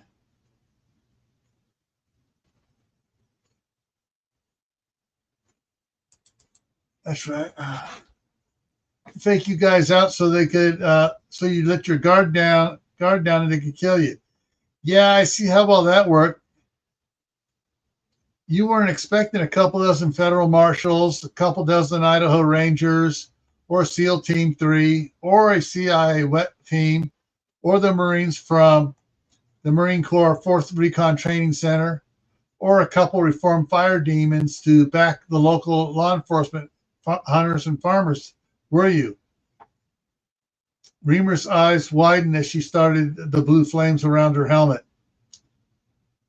Major Payne smiled behind the sci-fi helmet's mask. Oh, and I forgot about the new Air Force base up the road with the A-10 Warthogs, the 1Z Vipers, Apache, and Black Hawk attack helicopters. Your leaders have been smoking, snorting, and mainlining some really messed up pig shit if they think they're going to set up any sort of kingdom or kingdoms in this country. Because what's gone is not law and order. It's the overbearing, let's bend over for the bad guys snowflakes that have been trying to beat down the American people. That's what's gone. The backbone of this country has found steel in their muscles, and they're not going to bend over for you or anybody else that wants to take what's theirs. The major's right, William said as he walked up. By order of the president of these United States, all murderers, rapists, child molesters are to be shot. William drew his Henry axe and shot Reamer in the thigh, severing the femoral artery. Oops, I missed, he said aloud, and then whispered as he turned and walked away. Enjoy bleeding out. Ranger Hawks, Captain Sammy Harris called out as she walked up. I know I missed. I'll be spending a couple hours a day on the range until I can hit what I aim at. Sammy shook her head slightly as she walked up and stopped inches from William's nose. You are so full of manure, those baby blues are turning brown, she whispered, and then loudly said, you have 2 days to requalify. Yes, ma'am, William acknowledged. Thanks, Major Payne said quietly to William. I wasn't sure how to end my speech. As they walked back to the V5C, they saw General Hale and the boots and the federal marshals gathered around it. When they got close, they saw Benny and William in the front seats with a pair of laptops hooked into it. Hey guys, everything okay? I didn't break anything, did I? William asked. No, everything's well within parameters. Weapons kill rate was excellent, even with targeting vehicle tires. Williana said.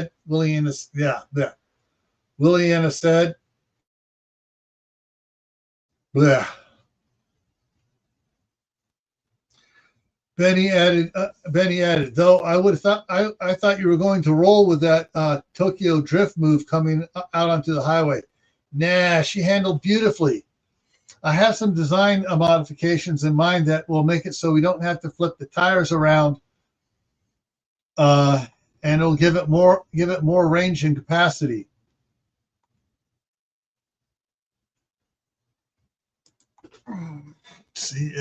CARRYIN in carrying capacity. What is that? One of the marshals asked, pointing at Mary's Zeus. Damn it. Got to take that out of there.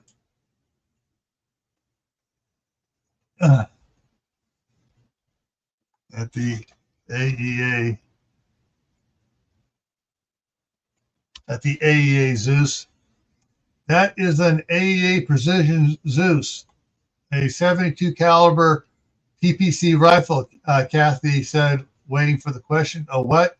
A 72 caliber pre-charged pneumatic rifle, a super high-powered air rifle.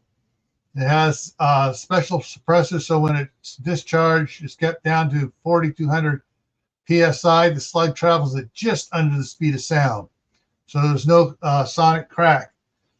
The suppressor totally muffles the rifle, so you can't hear it at 15 feet. And in a moving vehicle with the air blowing, you can't hear it at all. That looks like the rifle I saw. Henry Sabata started to speak. Soprano. The Master Sergeant Russell barked. No one asked for your opinion. Yes, Master Sergeant. I understand, Master Sergeant. Williana. Okay. I keep mispronouncing it. I know what it's supposed to I pronounce like, but I keep on messing it up. Yes, Major Payne. If Williams upgrades are feasible, can you look into adding a Mark 71 with dual programming controls, front and back seats? Major Payne asked. I think it might offset the amount of 50 cal ammunition needed, and we won't have to worry about friendlies downrange. I can see what you mean. I'll look into it. And I can't remember how to pronounce this. Hadis or the GAUs and the Mark 47.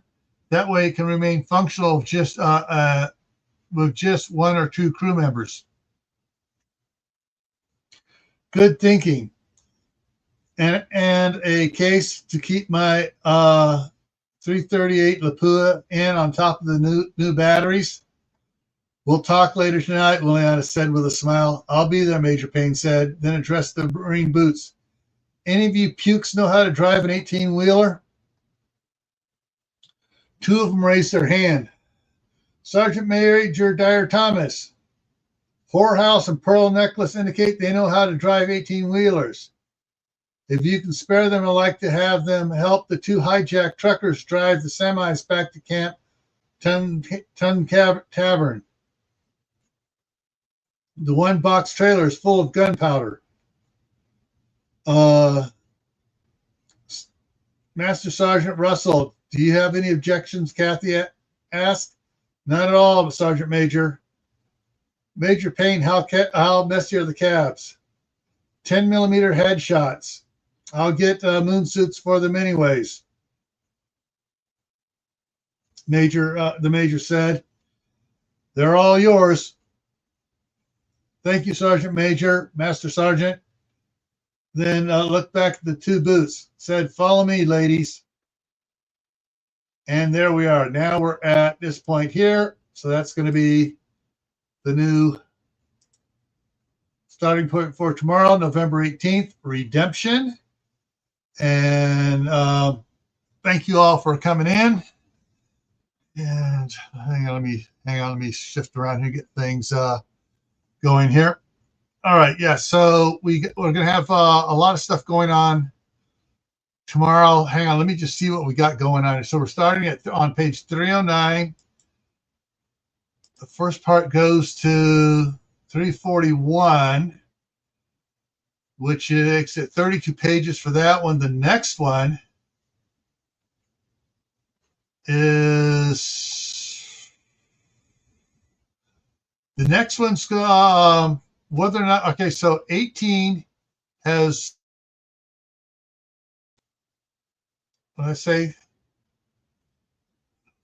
has 32 pages in it. Whether or not we will start working on November 20th will depend a lot on how much corrections I got to do. But the 20th has is only partially finished. So it's going to have a lot of work on it to do. And so does the 21st.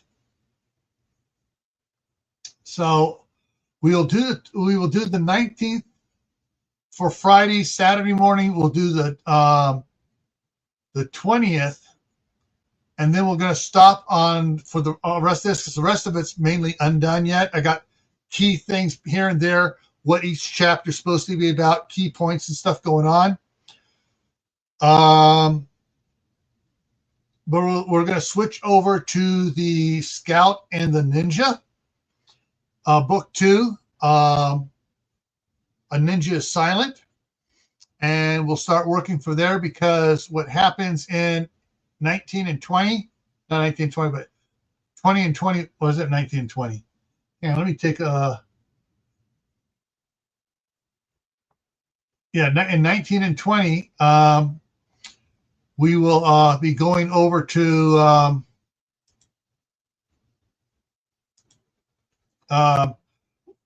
things will take place in conjunction with what's going on in the Scout and the Ninja.